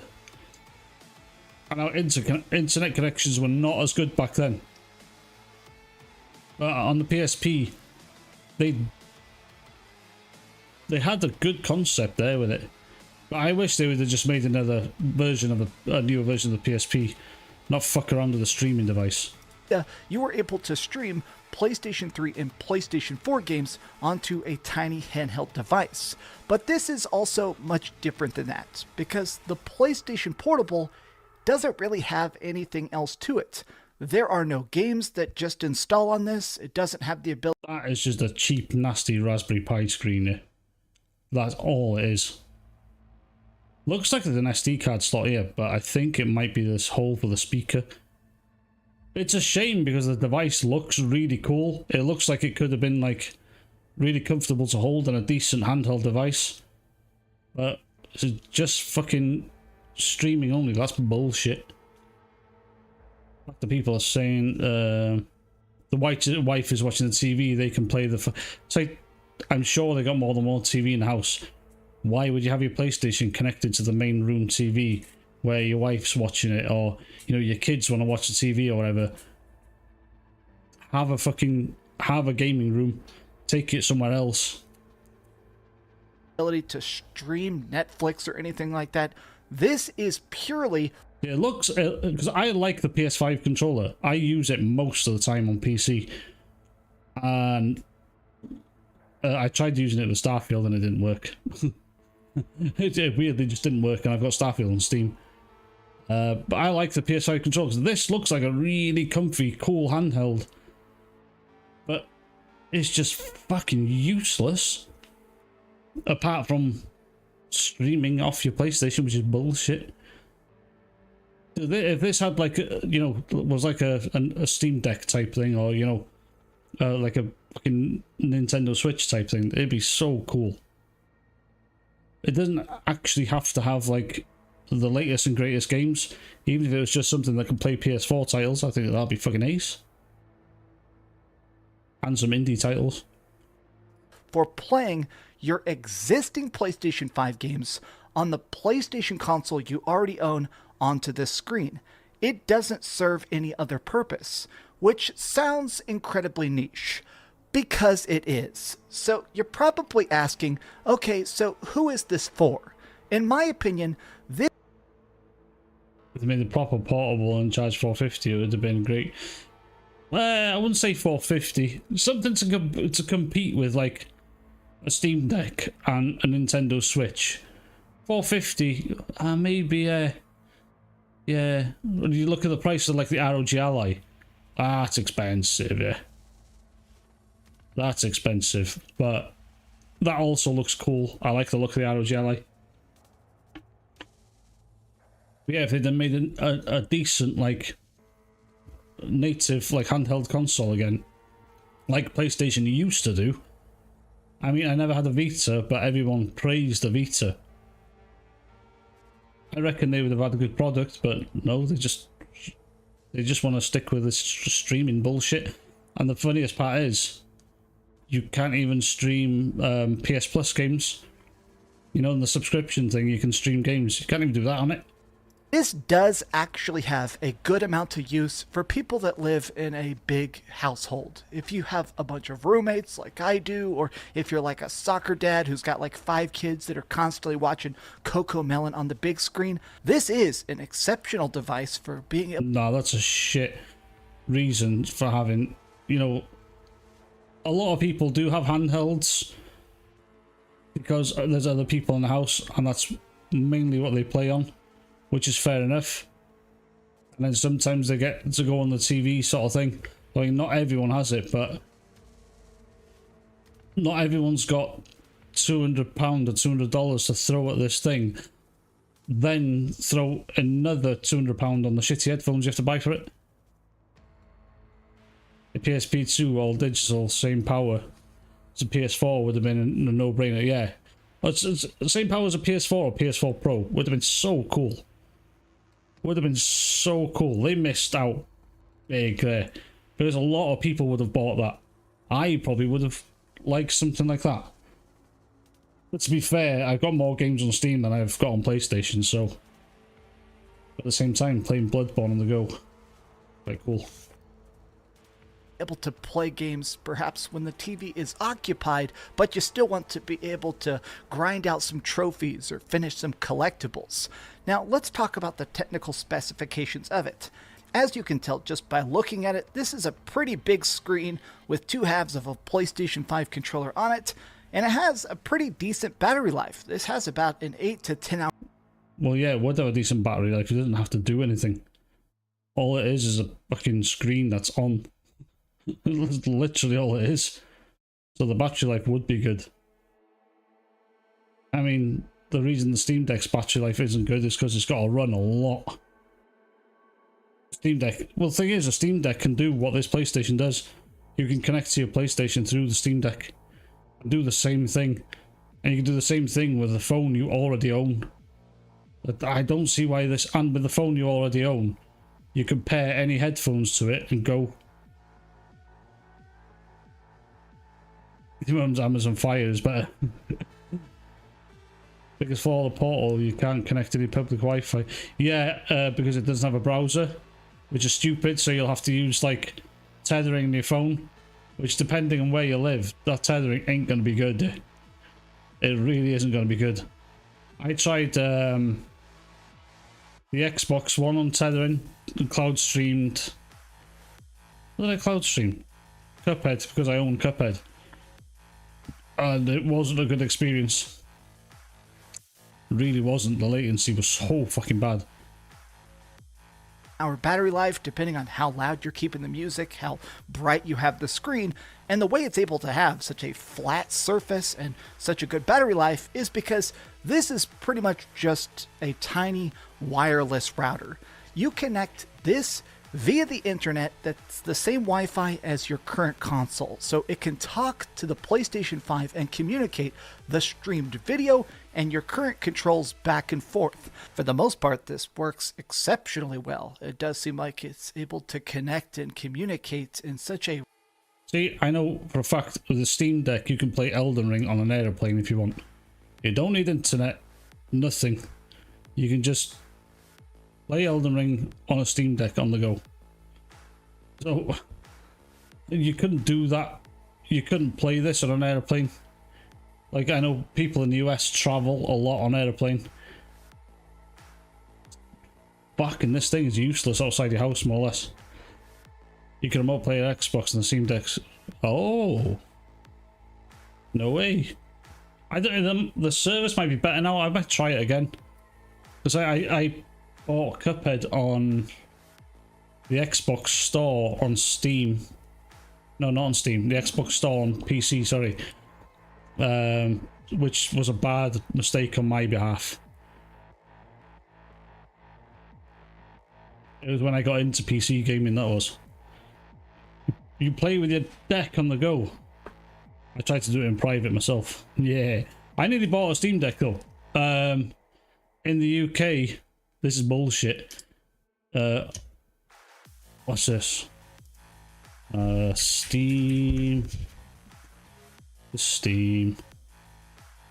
So, Steam Deck OLED is here. I was so mad with this. So, on Steam itself, it was saying, oh yeah, I was looking at these, I was like, thinking to myself, should I not? And I was thinking of buying this one. Because all the extras you get with this probably isn't worth it. You get like startup movies. I tested them out on PC, they're quite cool actually. But they're only used on big picture mode. So I went available now. And it says this item's not available for reservation in your region. I was like, well, fuck you, Steam. Like, seriously, fuck you. I was fucking annoyed. But at the same time, I was grateful because it saved me a lot of money. I can get the original version. But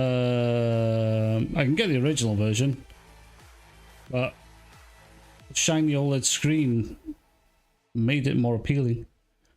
And it's got a bigger screen as well. So the bezels around the screen aren't as big. I was a bit annoyed, but at the same time grateful because it saved my wallet.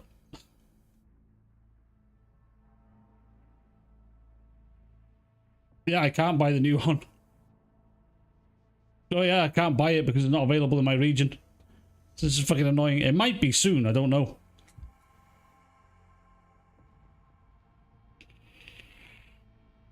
Unless you buy it for me, Jacob, and send it over, which will take a fucking year. It might be soon. It'd be better if it was after Christmas, because then I've spent all my Christmas money. It was happy fucking days. Then I know what money I've got left over. The portal allowed you to download games. Yeah, that's the biggest problem with the portal. It's just cloud. It's not even cloud streaming. It's just streaming from your existing PlayStation. I've decided between buying one for my brother, getting an ROG.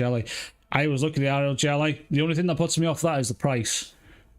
But from what I hear, the ROG is quite a bit more powerful than the Steam Deck. I would like the ROG just because of the sake of Windows. It'll just make stuff a lot easier. I know the Steam Deck can be quite fiddly. You're playing a Half-Life 1 on your Steam Deck. Oh, cool. Which one have you got, Jacob? Oh, which, like, did you get the one with, like, the 1 terabyte drive? Was it the 1 terabyte drive? Or the 512?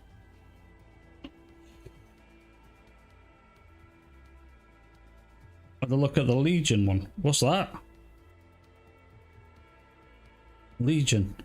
Is that the Lenovo one? I'm sure Doc Dark made a video on that. Doc Dark, like, commented on one of my posts not long ago. Oh, it's because I used his thing. It's because I used his picture. I bought mine as 1 terabyte one, wasn't around. Oh, so it was the 512 you could have got then. The 1 terabyte is just a new one with the... I wouldn't bother getting a 1 terabyte one, I'd just stick my own NVMe in there. Just buy a new drive for it. What am I do? If you're gonna do that, you might as well buy the 1 terabyte one. I'd like to stick like a 2 terabyte drive in it, if I was to buy one. How much is the ROG Ally? Go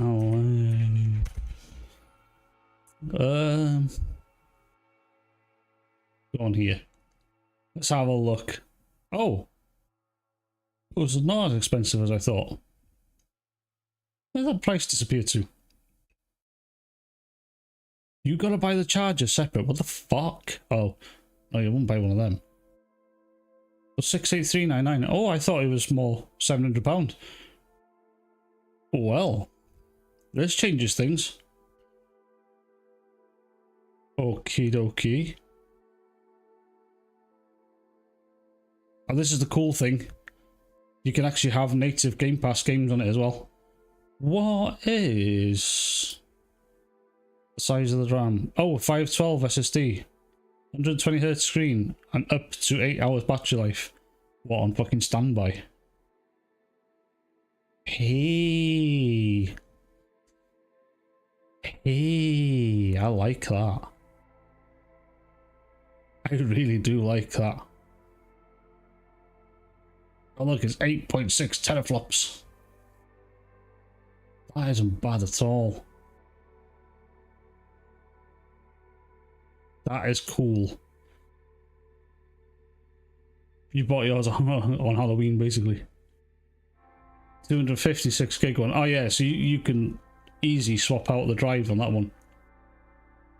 Legion Go is controller like the Switch, but you can use... Oh. You have to send me a link for something like that. What's it called? The Legion Go. Legion Go. Oh yeah, this one. This is the one. I'm sure Doc Dark. Have a look at curries again. What the fuck? Not a laptop, motherfucker. It's not what I wanted. EE Store. Lenovo UK. Let's have a look. Bit of that. Yes, that's 700. Oh, get fucked. Let me get rid of you. Piss off. Right. Few models. Let's have a look then. So, easy to expand with a micro SD slot. Accommodating even more of your favorite games. 49.2 watt-hour battery life. The new Steam Deck's got a 50 watt-hour battery life, hasn't it? So that might be quite good. The Lenovo Legion Go mobile gaming reaches extraordinary heights. Okay, so an AMD Ryzen Z1 Extreme processor. Wow. Holy shit, that's pretty powerful. Windows 11, graphics card, internal AMD Radeon graphics. Doesn't say which one though. Memory 16 gig, 512 gigabyte SSD. Fucking thing. 8.8 inch WQXGA 2560 1600. Fucking hell. This thing's a monster for a handheld, anyway. 1 year warranty, color shadow black. Oh. It's a bit pricey, but that is pretty fucking cool. Add Legion glasses to yours. What the fuck is that? For 400 quid. What the fuck is that? With screen protector. Huh? What the hell are these glasses? Oh fuck, that's expensive. That looks like a cool device. Holy shit, that looks like a cool device. Bit pricey though. What the hell's in my pocket there? Something rattling around in my pocket there. Anyway, back to... A rapid fire fashion that even while downstairs or messing around in the kitchen and stuff, it was able to talk and to play with a pretty lagless experience. There's definitely some bit of a delay, but it's overall not too noticeable. I decided to test it with the rhythm game Theater Rhythm. It's like this new Final Fantasy music game that's I'm incredibly addicted to. You can see that I've platinumed it pretty much. I've done every single track, every single course. And when I was trying to yeah, they're the only games he actually the only games he really plays. AR glasses. I mean, if they were good, they might be worth, I don't know, that's 430 quid for them fucking glasses. That seems fucking redonkulous. play it, I couldn't even finish a single level because of that delay. So this is the kind of thing where if you're trying to play Call of Duty or play like a fighting game like Street Fighter 6, it can't play that. This is not really that because of that delay, even though it isn't super substantial. True.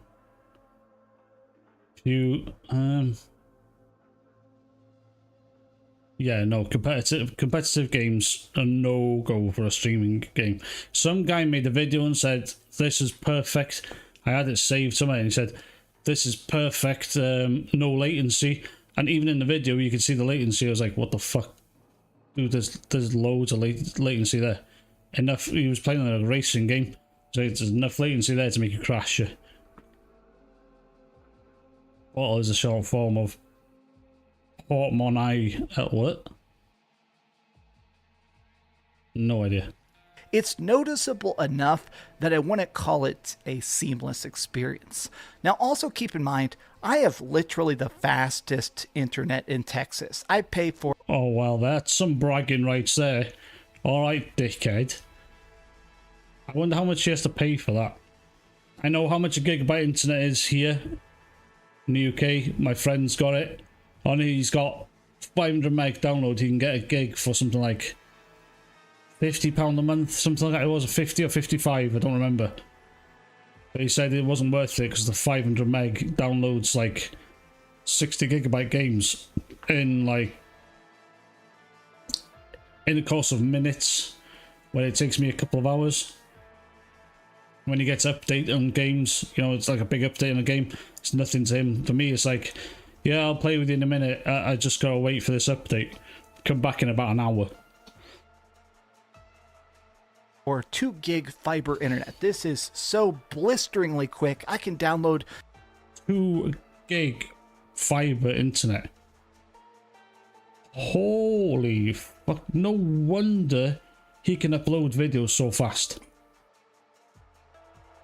No fucking wonder he can upload videos so quick. Holy fucking shit. 2 gig. Can you imagine how fast your games are download on that? You're like, oh, 60 gigabyte update. I'll go make a cup of tea, come back, done.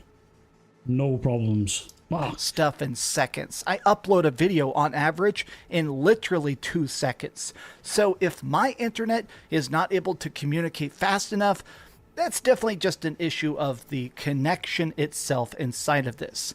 Now, the screen is 1080p and is set up for 60 FPS. A lot of these games are made to run at 4K, but I mean, a 4K image clearly would not even be transmittable at any decent amount.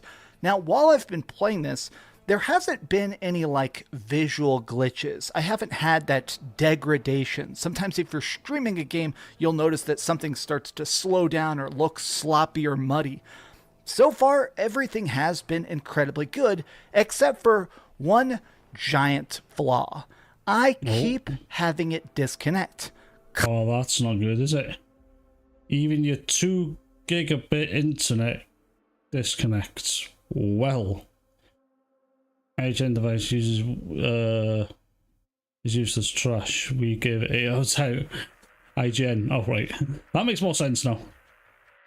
Constantly, like I would say literally so far, every time I've played it, it has dropped connection for at least a couple seconds. And every time it's surprising. That would be so annoying. I've heard a lot of people say that this drops connection a lot. So any TV shows you watched as a kid that you still watch today? Dragon Ball Z. Hold on. Dragon Ball Z. I'd go for Red Dwarf. Bottom. Only Fools and Horses.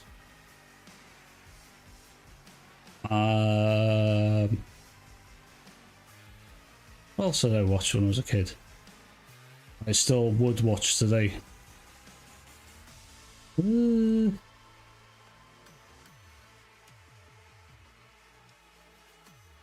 think. The cartoons, I'd go for the Batman cartoons, yeah.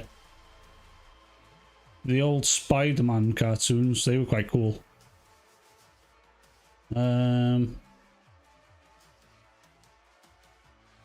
I'd love to rewatch the old Turtles cartoons, like the 90s ones. I used to love them. Something I still watch today. Yeah, I think Red Dwarf is one of the most recent ones I watched. Only Fools and Horses I've watched way too much. I'm gonna wait a bit before I rewatch them again. I know every single bit off by heart sort of thing. You need to kind of forget things. I'm watching Game of Thrones at the moment, and I'm really enjoying it, but I know once I get to like season 8, I'm gonna get pissed off again. I had Red Dwarf quotes and jokes stuck in my head. Oh, fuck it, I love them. I love Red Dwarf. It's so fun. For a program they made on such a budget, it was so fucking funny. And they really did make that on a budget, but it worked. Like, I'm sure they made all the spaceships out of like, you know, like very liquid bottles and stuff like that. You know, washing up liquids. They use washing up liquid bottles, toilet paper. You know, the cardboard roll inside toilet paper. They use stuff like that. Still watch Power Rangers. Got really excited and enjoyed Mighty Morphin. I loved Power Rangers when I was younger, but I know now it'll just be cringe. The curry monster was so funny. Red. Oh fucking hell, yeah. The one when he turns into a tiny Robocop. I fucking love that one. Oh, Red Dwarf is class. It's like a timeless classic at this point. To me, because it just seems to be out of nowhere. Now, to be honest, the number one reason I bought this is to play it on the treadmill, normally in the afternoon. Why? How can you concentrate doing that? And still, you could play a PS5 like that anyway. You could just have your treadmill in front of your TV. Have your controller in your hand. What the fuck? How would this make a difference for your treadmill? Jesus. Larka, the only thing that can kill a Vindaloo, yeah. It's class. It's the way he says it as well, because they made his voice sound squeaky. Quarantine, quarantine, quarantine. Oh, when they bitch. Oh, yeah, when Rimmer turns insane. Yeah, that's really good. Mr. Flibbles. Is it Mr. Flibbles? He doesn't like that. He's getting angry and his eyes glow red. Shooting lasers out of his eyes. Fucking brilliant. I like to burn some extra calories as I level up and grind in video games and stuff. And it's always been a bit of a pain to drag it in front of a TV, set things up and play. It's cool that I can now just play it on my treadmill. I would fucking laugh if he fell head first into that screen while he was doing that. Was there a USA version? I didn't know that.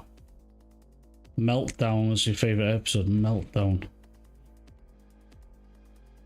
Which one was that? I'm trying to think. Was that one of the later ones? Season 7 was definitely the best. Season 7 of Red Dwarf, when like Kachansky comes back.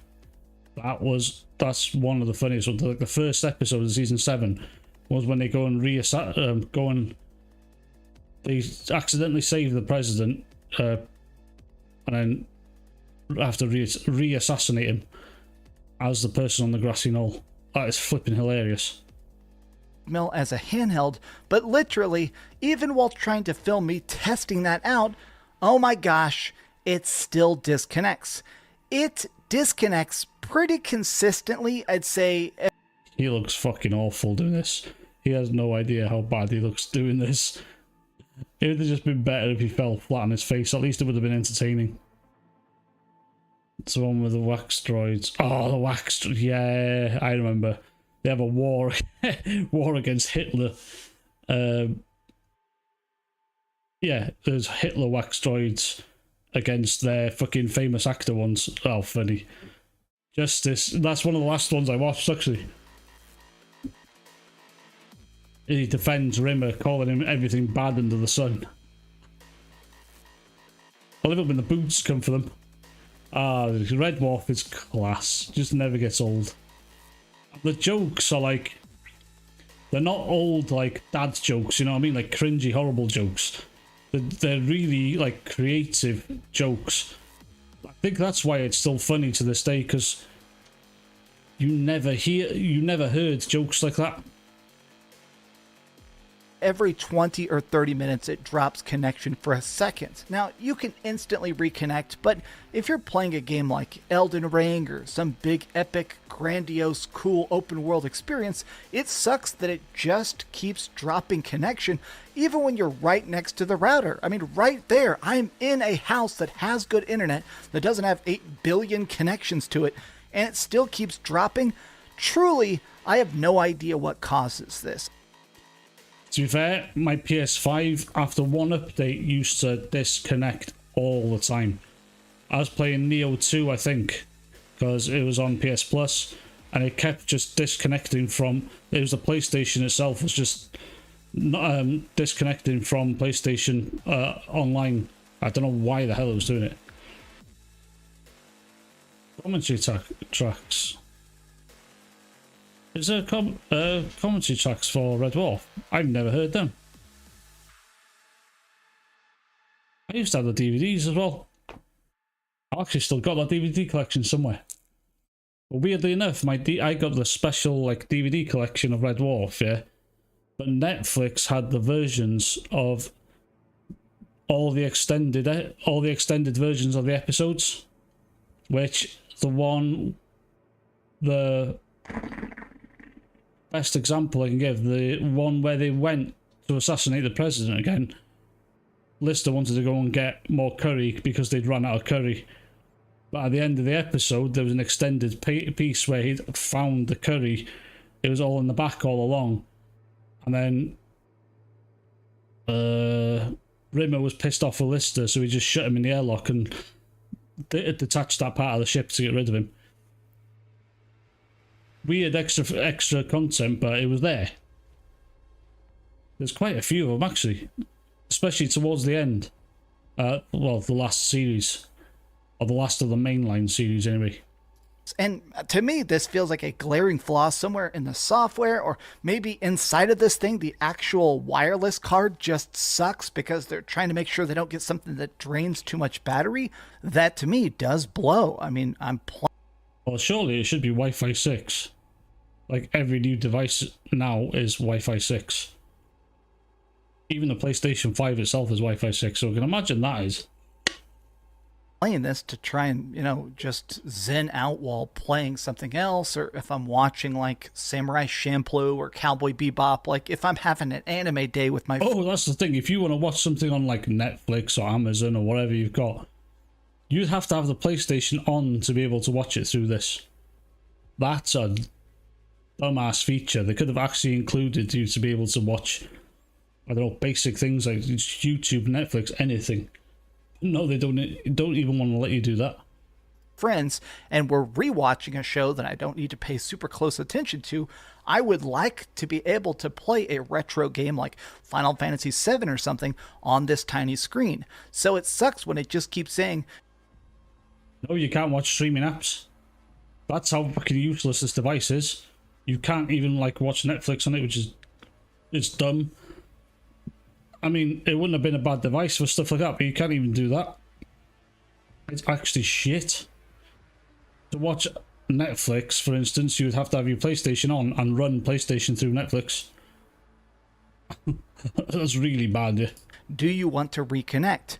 Now, it's interesting you... IP Jason David Frank, aka Tommy Oliver, really wanted to...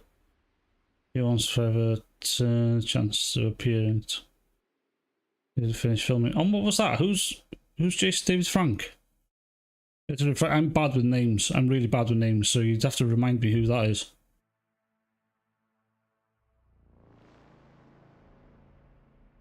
I can't think who that is. TB, tell me what he's in, or what his characters were. Tommy Oliver.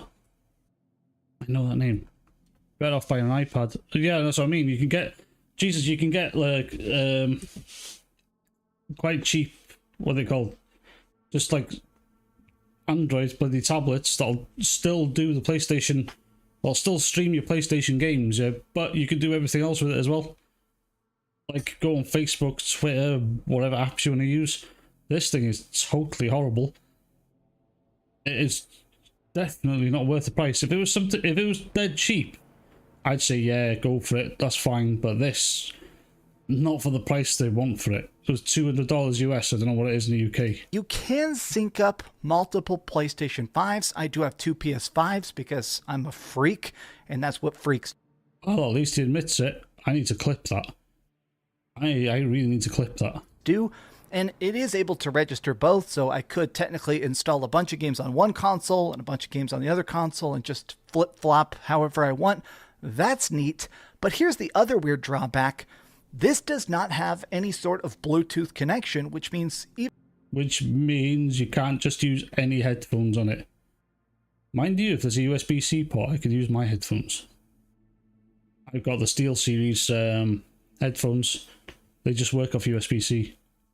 He played Tommy Oliver in the original Green Ranger. Oh, that guy, yeah. No, yeah, that was a shame. That was a shame. The White Ranger, yeah. You really like the Power Rangers, yeah. I'm shit with names, but I know exactly what you mean now. Yeah, it was a shame.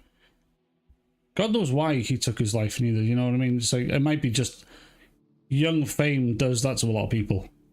Even if you buy a good Sony headset, you can't wirelessly connect any headphones. You can't even connect PlayStation headphones, I believe, which are... Wow. Can't connect PlayStation headphones. What the fuck? Has any of you guys got PlayStation headphones? I'm sure they come with a little, like... what's it called? Like a USB thing. I know you can connect them to a PC. But... I was thinking of buying them, but I went for the SteelSeries instead, because they work with everything. Even those are Bluetooth, so it's just weird that even... It really seemed like it was all fine, but I guess even the happiest people, yeah, it's fucking horrible. I mean, I've been through shit in my life, yeah, but I've never felt that, you know, bad enough for me to do that, you know. You know, anyone wants, you know, I've got one friend that's had a meltdown and he wants to be like that, but I was just like, dude, life could be so much worse. You know, he was going through some stuff and I was like, life could be so much worse. You know what I mean? It's like, some real bad shit would have to happen for you to think that way. Even another Sony product can't talk to this. Now, I have noticed some people talking about the fact that they do not like that the sticks are smaller. This console itself, as you can see, is made to be ever so slightly more ergonomic. In your hands, the grip's the same size, the trigger's the same size. I think the shoulder buttons and stuff, I like my Steam Deck, but I have always had a grand fondness for how good the shoulders feel on the PlayStation 5 controller. Yeah, I'll give him that one because I like the shoulder buttons on the PlayStation 5 controller as well. I've always preferred the R1, R2 over the LB, RB. It's just because my fingers are stubby, I think. They did definitely drastically shrink the joysticks and they moved them up ever so slightly. I kind of like that. I don't know. Like, I don't think I'd make these my primary way to play, but it's one of those things where since I am going for just more casual games, stuff I'm not paying the most attention to, I don't mind it. I think they actually feel kind of cool being all dainty. But here's the weirdness.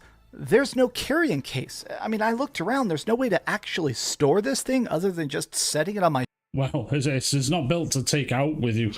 That's the whole point. It's built to just be an accessory around the house.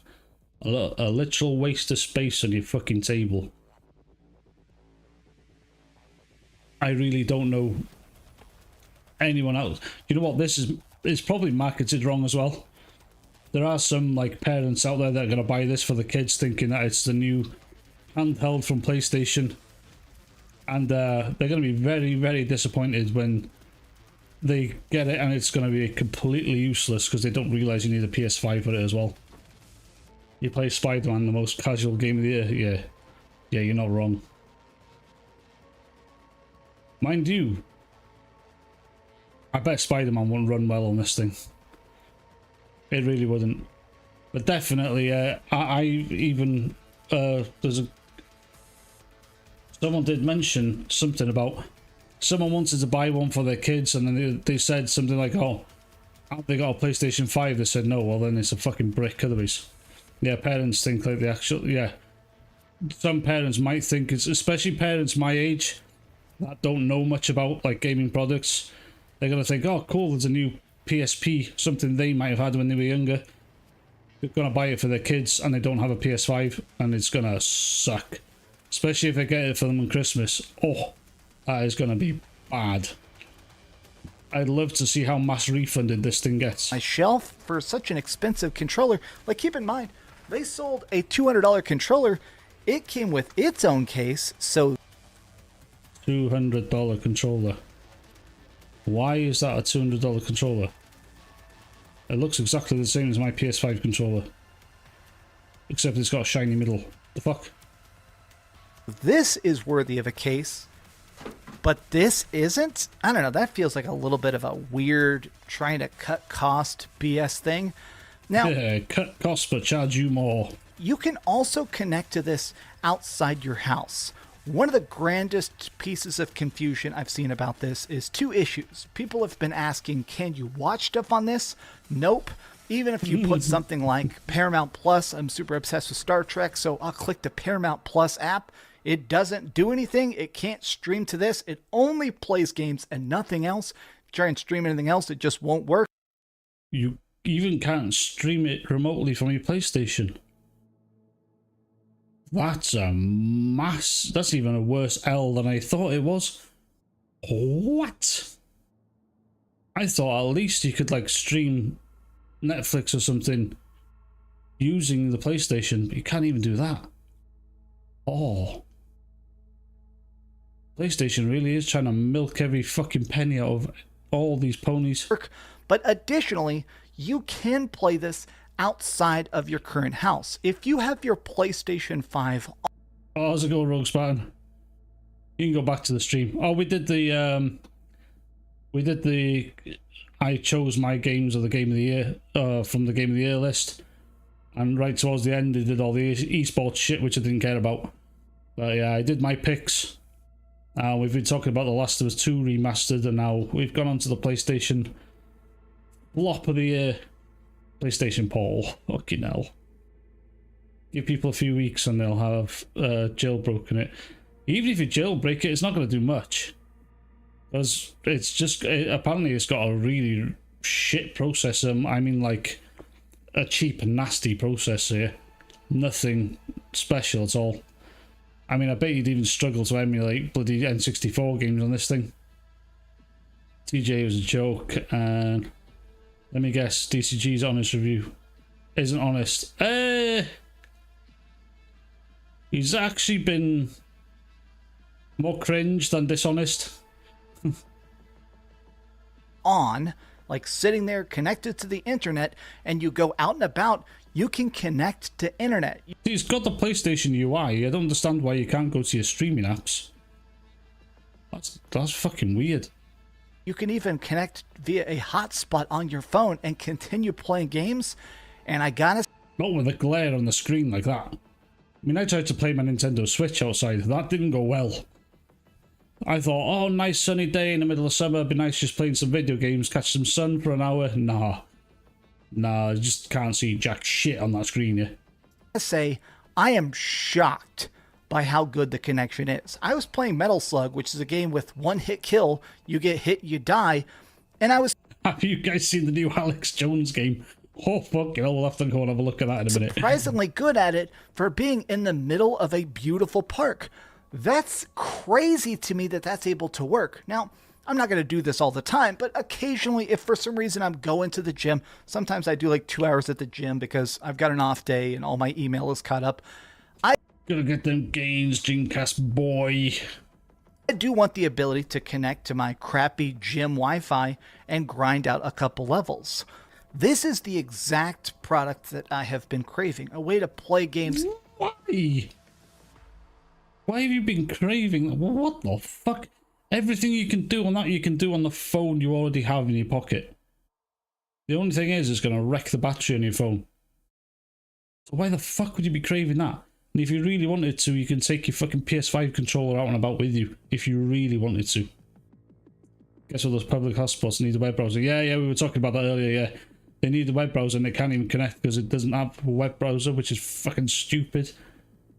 In a slightly more portable fashion, but it does feel like a bit of a downgrade compared to stuff like the PlayStation Portable and the PlayStation Vita that we got in previous generations that were able to remote play, but also had their own games.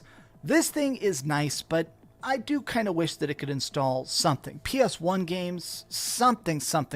Just some extra push to make it feel like it's not just a... How's it going, Mike? So what's the battery like? The battery's probably going to be really good. It says about 8 hours. It's probably going to be really good because it doesn't have to render jack shit. All it is a screen that's on. And it's going to have the... I'm guessing it might have the haptic feedback. I'm not too sure. I think that'll probably be the biggest battery drainer. But... yeah, I'm guessing the battery will be really good. But fuck, it's going to be like... It is fucking useless, yeah. A very expensive controller. But these have been my thoughts on the PlayStation Portal. Did you buy one? Are you as dumb? Not gonna buy one. It is a shame because I really like the look of it. I think it would be, if you had a native console that looked like this, I think it looks really comfortable. Shit, PlayStation fucking missed the mark there. They really screwed it. Here's haptic. It's weak, I heard. I don't know, the haptics on the PS5 controllers are pretty good. I use PS5 controller on PC quite often. I like the haptics. I like the adaptive triggers as well. I think they're cool. I think it's cool tech. Nothing like you'd miss if it wasn't there, but it's pretty decent tech.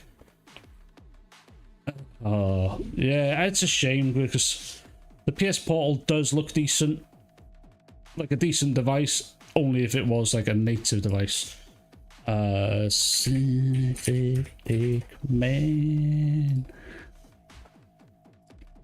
Oh my god. This is the one. I'm here to save the poor. This is the fucking Alex Jones game. You can only get this on his own website or something like that. I think it's like Alex. Is it Alex? Jones. Oh, it's Jones. I think it is. No, that's not going to work. That is not the one I wanted. Yes! Yes! Trump! He got a fucking... Look at those fake news gay frogs. Wow. Did he put a link for the site here? Oh, I think he says where you can get it. Gay frogs, hell yes. Oh boy, we're in for a special game today, ladies and gentlemen. I'm not even sure what I'm actually allowed to tell you about this. I'm almost afraid to even say the title. But of course, it's one of my videos. I'm going to do it anyway. Today, we're going to talk about Alex Jones' New World Order Wars. Now, I don't think I need to waste time explaining to my audience who Alex Jones is. Well, you know his audience are like complete right-wing, just literally hate the woke crowd completely. But yeah, I know what Synthetic Man's like. I can imagine what his audience are like as well. We all know, everybody knows who this guy is. Even if you've never seen his show, you've likely seen some meme about the various crazy shit he said. Destroy the child. Corrupt them all. This is their plan, people. These are demons. And there's a very good chance you know about his controversy related to Sandy Hook, which I'm not going to talk about in this. I don't know the full story about that. I wanted to go like and see the whole story about Alex Jones with that one. I would like to actually game of the year.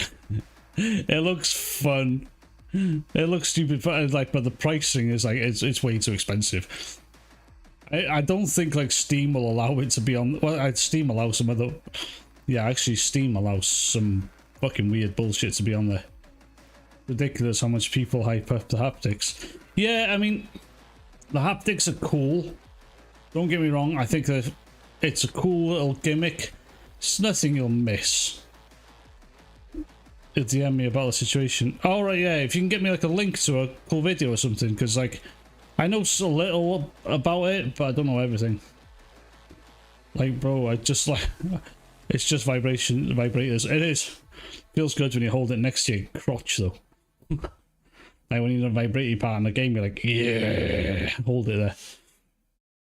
No, I like the DualSense 5 controller. Like I said, I use it on PC mostly, more than my Xbox controller. Mainly, I like it because it's like, for me, it's more comfortable for me. That's just a preference, though, yeah. But I learned like how to turn most of my games to have the PS5 icons on the screen rather than it showing the Xbox ones. So you just got to go into Steam settings and the settings of the game and turn off the Steam default import or something like that. Doesn't have to. Got the ability to emulate GameCube trigger for full press button clicks. Yeah, it's like it's cool because like your L2 and R2 can essentially act as two different actions. So, for instance, on Returnal, you half hold L2 to aim and press it, and then hold it full, and it stops it like halfway, and then you can go past the pressure point, push it all the way, then to use the special like grenade or whatever special ability the weapon's got. It also works on PC as well if you connect it, but you've got to disable Steam import to do it. But so it acts as two buttons, which is really cool.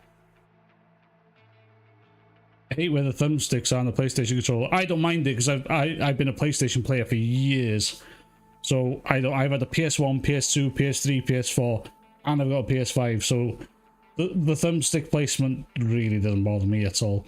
For me, it's just more comfortable to hold. In this video, that's clearly something YouTube does not want me to discuss on any level, and so knowing all of that going in. Well, to be fair, they haven't taken down his video yet. When did he release the video? 18th. So it must have been early this morning. It must have, because I noticed this like this morning. So he must have released it early this morning. Hold up, Halo MCC. Bottles clip Halo. Ultimate vibrator experience. Oh shit, yeah. Yeah, I know what you mean now, yeah. PS4 was the last console I got from him. Yeah, I bought a PS5 because I wanted Demon Souls. That's literally the only thing that made me buy a PS5. The Demon Souls remake looks so good. And literally I got suckered into buying it. But I played like Returnal, and I got it on PC now as well. I got a cheap CD key for that one. And Horizon Forgotten West. But I enjoy the Horizon games. I'm one of those weirdos that likes it. That kind of likes it. I kind of like the world they built more than anything, but I like them. The Alex Jones game is exactly what you think it is. It's essentially a Contra or Metal Slug clone, but comically easy for the most part, and only 40 minutes long at the cost of $17.76. Right, people are saying there's an irony to that. Hold on, he's got music in his video. Don't like it when they cross over. This apparently, I don't know what the 1776 things means. What? Now, obviously, that price point is highly intentional, but let's not mince words here. This is obviously a product that was solely created to raise money for Alex Jones. Again, likely because of the Sandy Hook thing. And no, this isn't hosted on Steam or Epic Games. It's on alexjonesgame.com. alexjonesgame.com. Let's have a look at that. That's a Alex Jones Game. Why did I fucking press two buttons at once? Oh, so it is in dollars. Can I actually get it here? Someone have to tell me the media. I have to disagree. What was it? Oh, you guys having a conversation, fair enough. In terms of auto aim, as are you talking about auto aim? On what game?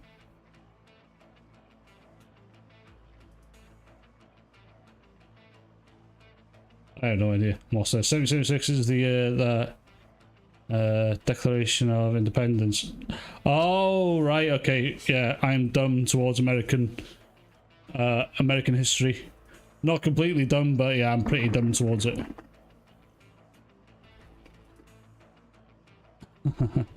Look at the fucking picture, that's great. I don't know if I can get it here though, because it only shows it in dollars. Right. You don't even download it, it's a browser game. And so putting that all aside, how is the game itself? You see how console gaming ruined FPS when they tried to move past the control screen. Oh no, I know what you're talking about now. I don't like aim assist. On a single player game, fine, but if you go multiplayer, no. Aim assist is Kim Jong-2, the former CEO of North Korea, also has his own. Yeah, I've heard about that one. Fucking hell. I'm paying a price for eating that pizza now. Well, yeah, it's incredibly basic. Again, it's only 40 minutes. It's almost not even worth talking about the gameplay. You walk to the right and you shoot guys and try not to get hit yourself. You can get a temporary power-up which switches out your hand cannon for a minigun or later a flamethrower. You'll end up defeating such nefarious enemies as doctors trying to inject you with vaccines, gay frogs, COVID-carrying bats. The second mission in the game, you go to Silicon Valley and wipe out the homeless who are vomiting shit at you. That's amazing. That's amazing.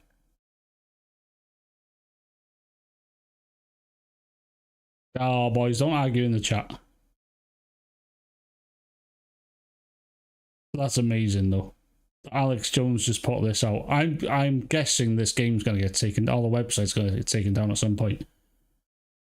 Like, I have to learn about his controversy a bit more. But I know people still love Alex Jones because he was like, he wasn't afraid of saying what he wanted to say. And of course, you kill Zuckerberg at the end. Your quest in this game is literally to save the free world. You're playing as Alex Jones, killing a bunch of world leaders to save the world. This is a very edgy game. It's probably the edgiest game I've played in a very long time. And it's not edgy in the, like, schmool schmooter trench coat wearing don't come to school tomorrow sense. Edgy in the this is actual commentary that's going to piss off millions of people. This is as fake as Big Mike being a woman. But it truly gives this game a unique identity. How many games can you say that you have the ability to kill Dr. Fauci or the Clintons or Klaus Schwab? 0. This is the only game that exists that lets you do that, as far as I know. And of course, along the way, you'll team up with Joe Rogan, Tucker. Joe Rogan. Oh my god, I didn't do that. The Joe Sensor experience. Oh my fucking hell. That's funny. That's just funny. I wish this was like on, but I got a funny feeling in the UK you're not going to be able to get this. And it's way too expensive for it is. It's just a shitty side-scroller shooter, but I don't have the comedies. But if you want like a really good game changer, how's it going, Game Changer UK? Like if you want a fun side-scroller experience, get just one of these run and gun things. It was called, was it Broforce? Steam again. Steam. Search Broforce. And they've done a load of updates to it as well. I fucking love this, you know. One final fight. Did you think that we were done? Did you think the war was won? We went to hell and back, but the fight is far from over. They've literally got old movie heroes from like the 80s and 90s and just shoved them onto a game and like adjusted their names like appropriately to not get copyrighted into hell. But it's so funny.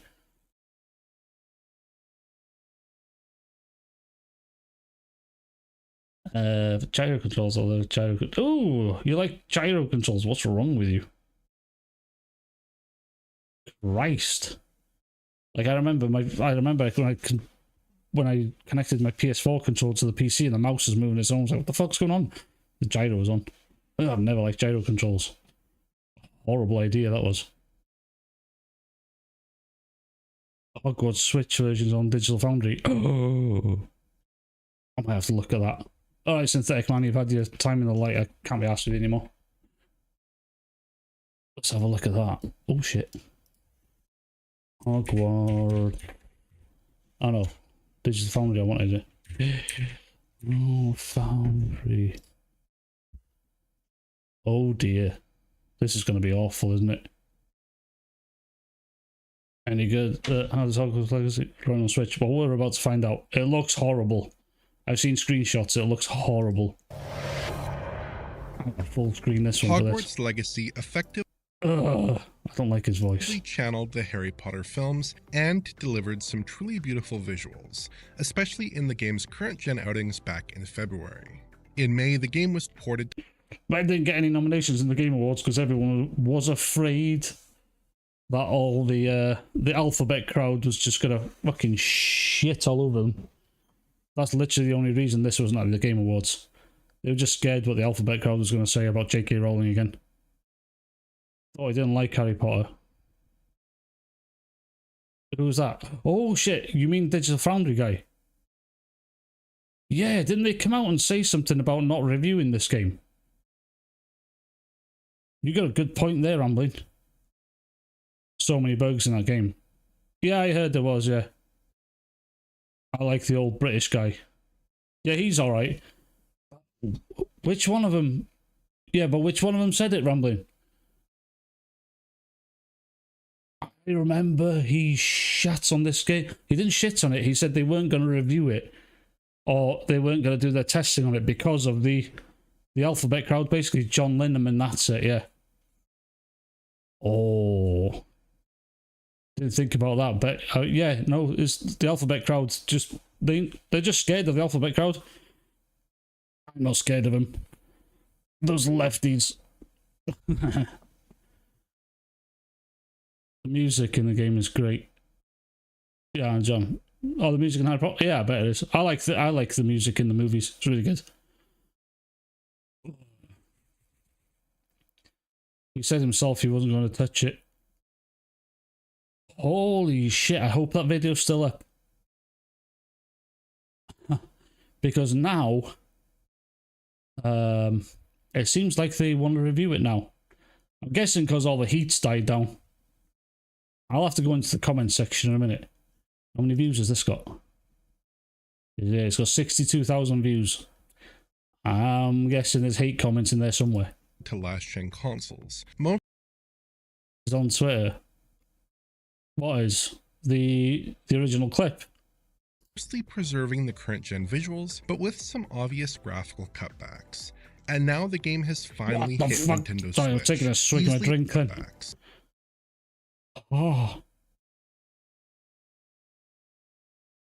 Hold on. Oh, that was 1S. Whoa, that's really bad on the 1S as well. Holy shit. That's really bad. And now the game has finally hit Nintendo Switch, easily Hogwarts Legacy's weakest host platform. So with a fraction of the power of even last... Oh. It's a PS2 game. Boys, it's a PS2 game. That's insane. Why did they even bother? Last-gen home consoles. How has this technically demanding game been scaled to Nintendo's aging hybrid system? And even with the downgrades, is... Oh my god, look at that frame rate. Oh, 26 FPS. That's bad. Still a good experience. I think you made that clear, GDX. But I have a Switch here. Oh, it's on my bed at the moment. It was charging earlier. I want to play more Mario Wonder. I won't be tomorrow. I'll play it more on Monday. When will Nintendo, like Harmon Smith... Oh, Harmon Smith. Harmon Smith had a salty video recently as well. I haven't got much time. I've got to work in the morning, boys. I've got to be up at 5 in the morning. Anyway, I'll carry on. Hogwarts Legacy on Nintendo Switch is one of the most comprehensively downgraded... Oh my god, that is bad.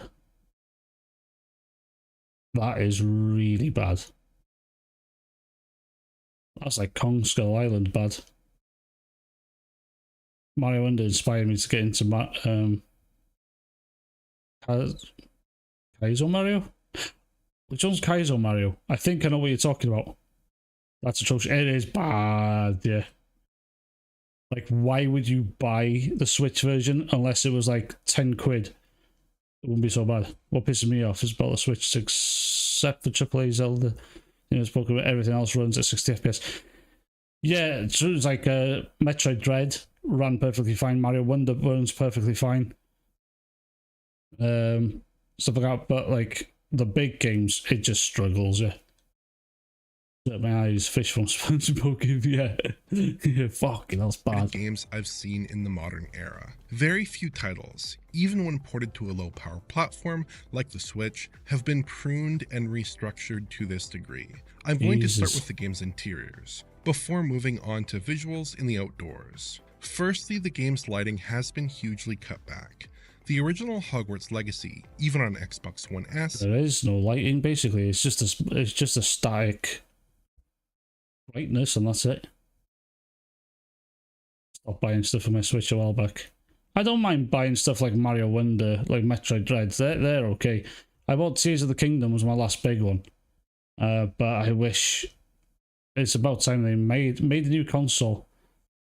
Alright, no worries. I'll see you hopefully next week. Should be back next week, hopefully. Yeah. Like, I'm hoping Switch make a new console, but I actually hope more they just port stuff to PC instead.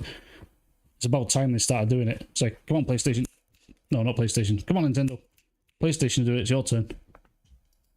like we're seeing here, had some really high quality baked lighting, mixed with good real-time lighting and a refined screen space ambient occlusion technique. On Switch, the pre-calculated lighting has a very different appearance. Flipping back and forth through these indoor scenes, the subtle interior shading that defined prior Hogwarts outings is just totally absent here, with a much more plain look. The ambient occlusion has been stripped. Holy shit, there's a massive difference here. You Out and replaced with a more primitive version, which adds coarse black shade around the edges of most objects, with little respect for lighting direction. And a lot of the real-time lighting has been stripped out of the interior spaces, with the lighting from the exterior window absent from this scene, for instance. These changes really make for a dramatic shift in the that is not good at all. Yeah, I knew what you meant the first time, CB. Right, I think, speaking of Nintendo, I just wanted to check that. That is looking really bad. Smith. Speaking of Nintendo, the Game Awards are biased against Xbox. Oh. Sure, he did something recently. Flop. Amico 6 to flop from soft flop. From slop? Fucking hell. Someone posted a clip earlier.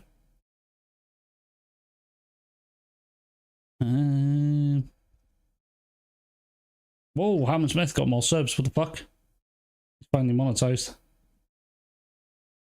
Valve has announced. Ah, that's the one. Valve has announced a Steam. This is why you should learn to edit, you freak. Valve has announced a new Steam Deck. You know, because the old one was such a huge roar. Looks like it looks worse than the 360 ones. Something on par with the Steam Deck ROG Ally combined with portability Switch. It would be. Like I was saying about the PS Portal, or Baron Grod said earlier, something like in between the Steam Deck and ROG Ally. Like to have a new PSP would be so cool. Because I really like the look of the PlayStation Portal, but the fucking thing's useless. Roaring success, selling something like what is it, like less than 2 million copies? You know, it's trailing behind the Wii U. It's one of the biggest gaming flops I've ever seen in my life, but oh no, this time it has an OLED screen. And of course the usual suspects are coming out saying, oh, it's gonna be way better this time, all the problems with the battery life and the screen and the interface are all gonna just magically go away. Well, no, none of that's gonna go away. And if you play something like Zelda Tears of the Kingdom on a Switch, the battery life on the Switch don't last long either. It really does not.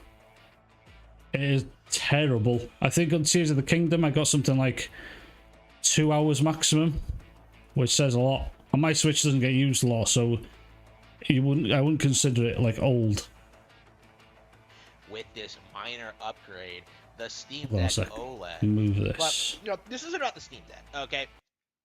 The Steam Deck is irrelevant. It's not important. Nobody really cares. The thing that annoys me about this, though, the thing that really bothers me is when you compare what these people did to the Switch OLED versus how they're treating the Steam Deck OLED. What did people do to the Switch OLED?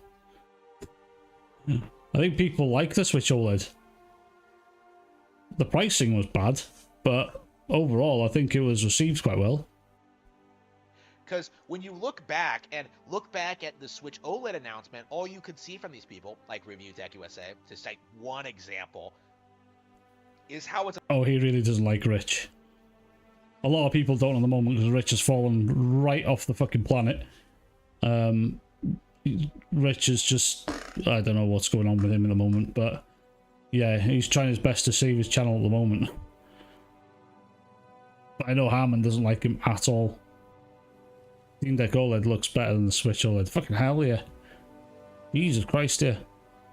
It's a major disappointment how they were expecting a Switch Pro, how a minor screen upgrade isn't gonna like make the Switch competitively viable in the future, and how like Nintendo was on the way out, how Steam Deck was bigger than the iPhone, the most important product since the iPhone, right? And how it was going to demolish.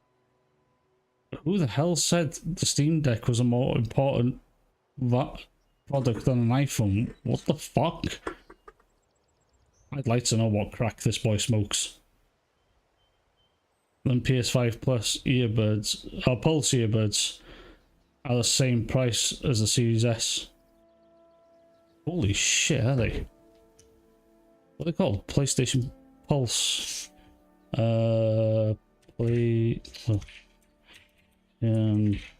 Pulse. That's them, isn't it? Oh, 199 on PlayStation itself. I'll load the website then. Oh, fucking website doesn't even want to work. There we go. Yeah, there's that website. Oh well.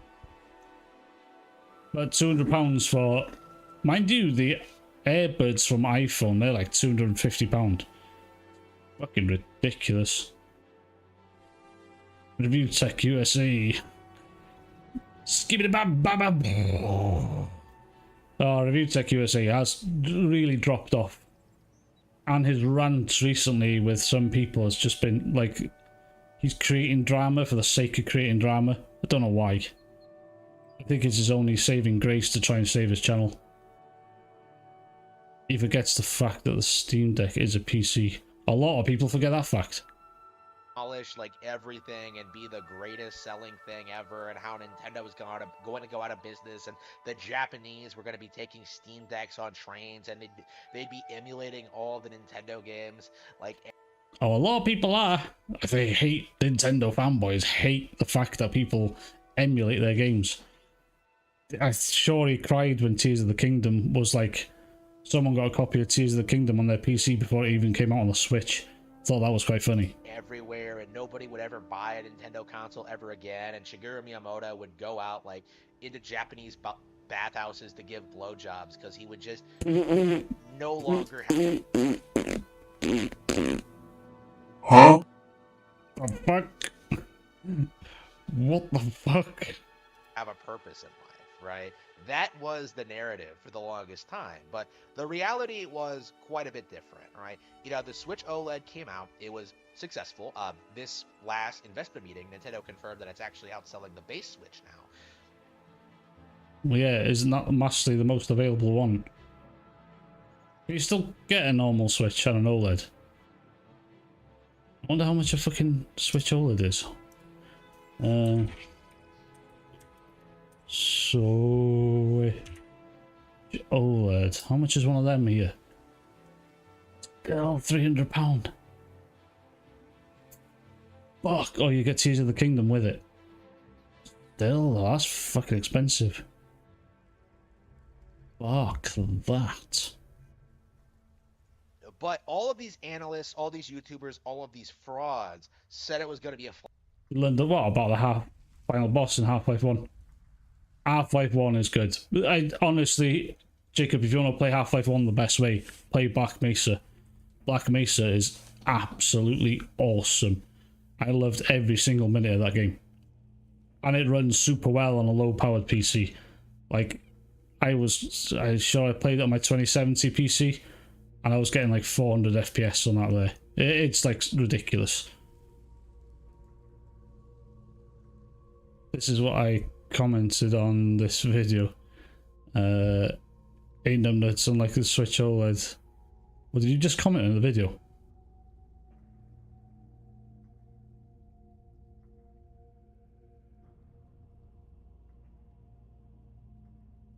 I don't see it.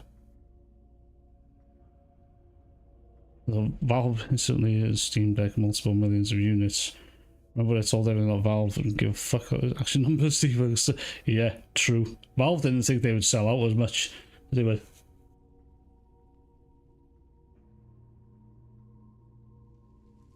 The best thing about the Steam Deck is, CB, is that they keep updating and improving things. It's about Gabe Newell's fear of being a father. Is it? I don't think that was in Black Mesa.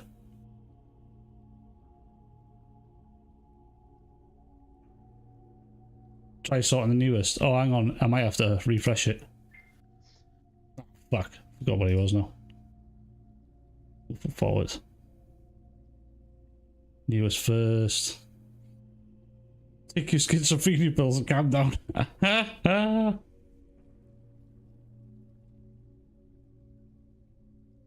Yeah. No, I can't see it. Anyway, never mind.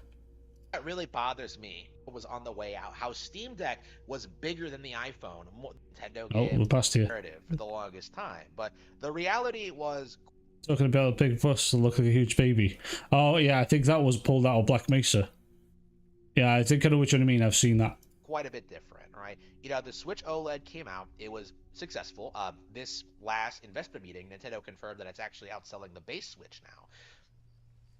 But all of these analysts, all these YouTubers, all of these frauds said it was going to be a flop because it wasn't a significant enough upgrade to the Switch. You know, completely ignoring the fact. Well, it wasn't. It was just a screen. You wouldn't get anything extra. It was literally just a screen. That is it. Don't get me wrong, the screen looked better, but that's all you were getting. It wasn't worth trading in your existing Switch for it. Not at all. If you want a bigger screen, just connect it up to a monitor or TV. The Switch itself was an insanely successful product, and the OLED was simply a minor incremental upgrade, you know, with some minor quality of life improvements that, you know, does have a lot of appeal for a certain audience, people who are looking to being first-time Switch owners or people who are looking to upgrade, right?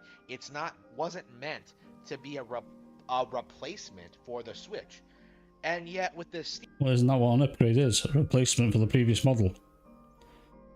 So I think that's kind of the same thing. Steam Deck announcement, you know, seeing the Steam Deck OLED, which, let's be honest, much like the original Steam Deck was a copycat of the Switch, the Steam Deck OLED is a copycat of the Switch OLED in that it's probably deleted it already. He's the kind of guy that, you know, I refresh my comments like I don't know, about an hour after my video, after just get a few views, I go and like people's comments or put a heart on them. And then, like a few hours after, go back and heart more, and whoever's salty, I might have a comeback for them, and I might just let them be salty.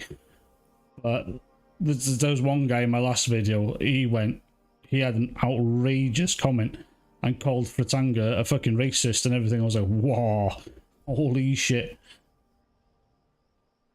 Yeah, that was quite funny. Some of the fanboys that come into my comments are hilarious, and I always get called an Xbox, and I don't even fucking have an Xbox.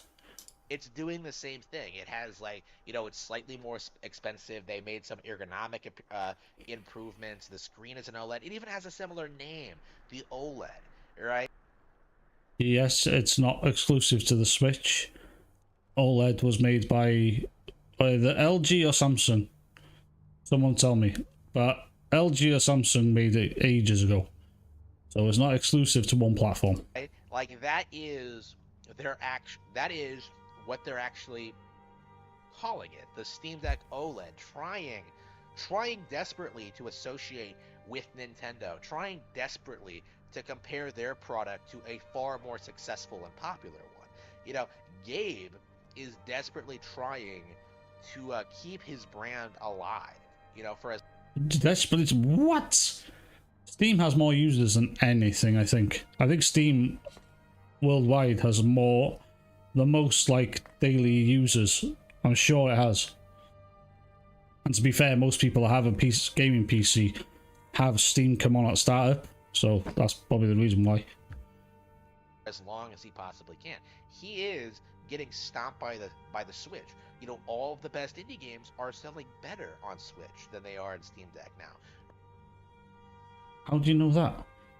It's not just Steam Deck, it's Steam in general. So Steam sells indie games all the time. Oh, Jacob, by the way, have a look at the startup movies for your Steam Deck.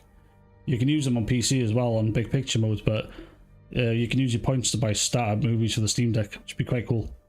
Right, on Steam now. Like, Steam is a dying platform, kept alive. Fucking wishful thinking. He really hates PC. You got them all. I got a few. I got like the Elden Ring one. I got the Hades one. I got another one. Only the ones I fancied. I didn't bother getting them all. Even though I got a shit ton of points on Steam.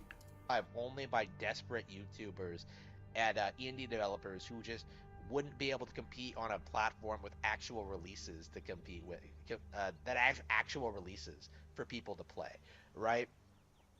Steam has never been able to put out a successful piece of hardware, and when the Steam Deck came out, before it came out, Well, Steam hasn't put out great hardware, but the Valve Index, apart from its pricing, I'm sure that's sold alright. So the Steam Deck's the best thing they've ever made. The Steam controller is a fucking abomination. I had enough points. Yeah, I got enough points for them all, but I just don't... I just don't fancy all of them.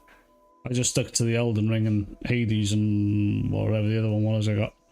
was explaining this to you. I was explaining how Valve was taking a massive loss with every Steam Deck sold.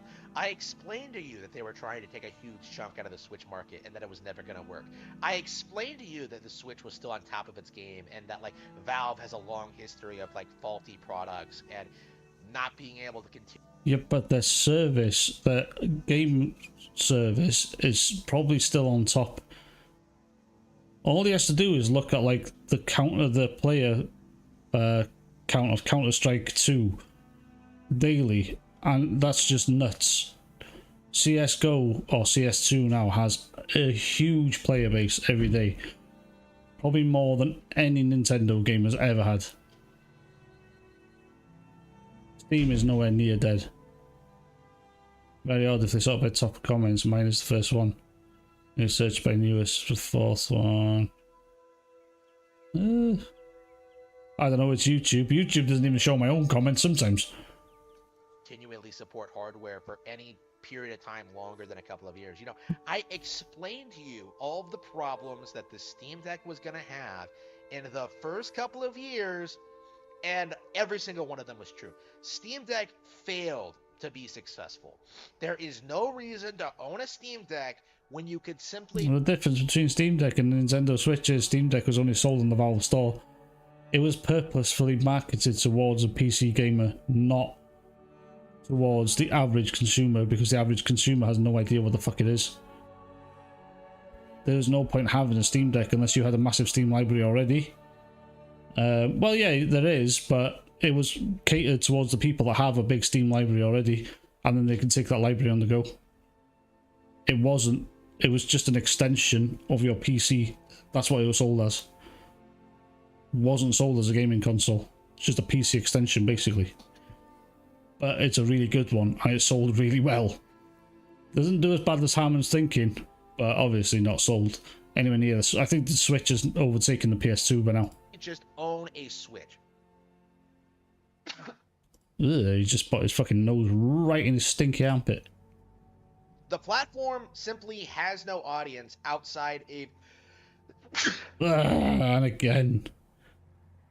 This is why I edit videos. This is why I don't put my face on videos, because I might end up looking like this. A hardcore group of Nintendo haters, you know, PC steampunks, right? These guys who desperately want to trick you into thinking Valve is able to like outperform Nintendo in the hardware space, but in reality, it simply isn't true. You understand? Yeah, that was last weekend, Jacob.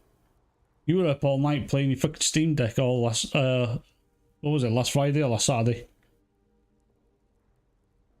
Well, laughing out loud here.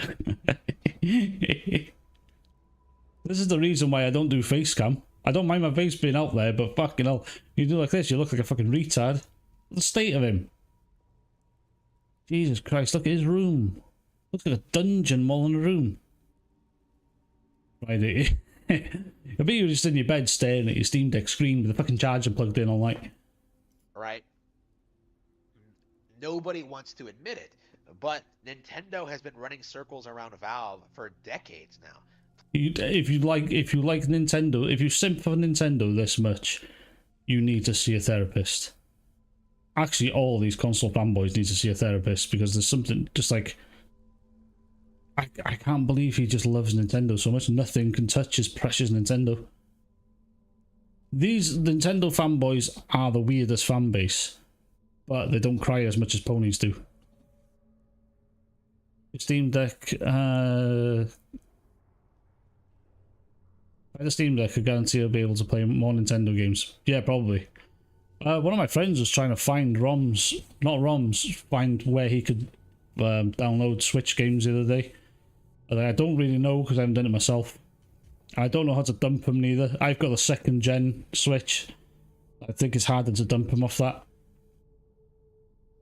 Oh yeah, you were playing Ratchet and Clank all night. Ratchet and Clank. I'm getting tired now. My words are slurring. Need time for beddy boos in a bit. PlayStation and Xbox, right? There's been like Valve has not really been able to stay competitive because of their poor business practices, like their terrible company structure, right? What? Everybody loves Steam. They have the best sales going. They don't overcharge fucking for games like Nintendo do. Whatever's on Steam and Nintendo at the same time, the Nintendo version will always be more expensive. Oh, I just seen your messages now, Jacob. Turn streamer mode off. Tell your friend about the website Siberto. My friend. It's about me. Switch ROMs, and apart from few I had any issues. Ooh. Wait, did you all read any Harmon book? I heard Alex read a part of his book. Was it last Christmas? Something like that. That was funny. He doesn't do the intro anymore. I think it's after Alex did that. Made a stream of just reading passage of his books. Fuck that. I'm not a great reader as it is. I'm definitely not torturing myself going through Harmon's books. No fucking way. Like watching the end of Game of Thrones season 8 all over again. Their inability to kind of do anything outside of simply running in a store that they have a monopoly on because they were early to the game compared to anyone else. There's nothing that makes... And the fact that this Steam client is the best client on PC. None of the other clients compared to Steam. Everything else is shit. Steam is actually really good. That's why we like it. Oh, like, yeah, last Christmas it was. That was funny. That was really funny. Oh, you got Scarlet and Violet from that site. Nice. See, I'd like to get Tears of the Kingdom. I'd just like to play it on PC, where I can play it at 60 FPS. Not the horrible frame rate it's on Switch. Valve a better service than Good Old Games or the Epic Game Store or like... Yes, Valve is better than GOG, Epic Game Store, EA Store, fucking Blizzard, everything. The Xbox Game Pass, right? Valve is just a... Oh, don't worry, Wizard. My PC is pretty powerful.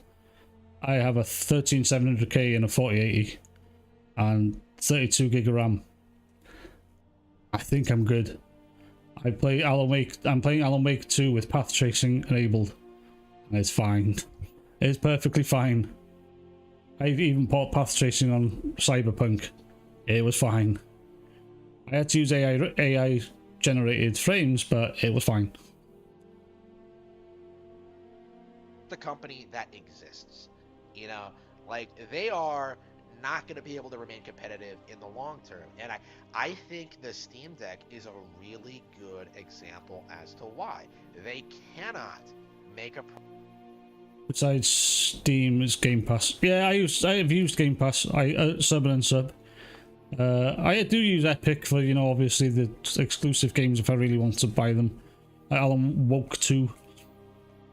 I mean, it's good, but it's okay for the price. It was only £40 here, so it wasn't bad. I mean, like the first Alan Wake. The gameplay of the first Alan Wake seems to be better than the second one so far. So far, anyway. The story's really good, though. And the graphics is out of this fucking world. Yeah, no, I don't like Epic Games, neither. I just wish everything was on Steam. It'd be fucking easier. Yeah, Alan Wake looks absolutely phenomenal. The game looks crazy good. Story is pretty good so far, but the gameplay, it's not great. You can get Tears of the Kingdom. Just watch tutorial on how to get the emulator for choice for your setup is good. Alright, yeah. No, it should be good. My PC should run it, no problem, to be fair. Tears of the Kingdom FPS mod, mouse and keyboard controls are the best. I don't mind using the controller. First person mode? No way. That'll be fun. There's a mod for Elden Ring in first person. I want to play that because it looks really hard. It looks really hard. Product that's interesting, innovative, or practical, really. Like the Steam Deck is about $500, right? Like, you know, for a basic No. The base one is $3.99 in the US, I think. You beat Hammer's what? Linnell's in the depths and it was super sweaty. Yeah, any first person mod for a third person game, it does get sweaty. Have a look at the Elden Ring one. Just type in YouTube Elden Ring first person mod. Fuck, it looks hilarious. Like a basic model. Like, you would be well better off spending, you know, saving some money. 3 days ago. A Switch, or spending more money and getting a PC, right? Like, what exactly is the benefit of getting a middle of the road product like that that's faulty, that has a ton of issues, that's failing near constantly? No, it's not. It's a very stable system. And it's funny how he doesn't talk about the ROG Ally or that new Lenovo one. Sorry, my voice is starting to crack up here. Send me a dodge, a small link to audio cues. Oh shit, yeah. Yeah, he is lying. Yeah, he's lying. It's just funny, he doesn't like the Steam Deck, but he has no problem with the ROG Ally and the Lenovo one and all the other fucking handheld PCs that have been out since.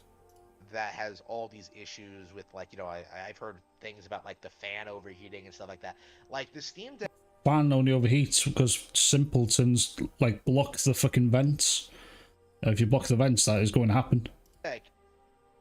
The long and short of it, could never have competed against Nintendo. Not even like a major phenomenon like the Switch, right? It would have flopped against the 3DS. It would have flopped against the Game Boy. It would have flopped against like anything that Nintendo put out. What the hell is even that? He's full of shit, yeah. He's full of shit.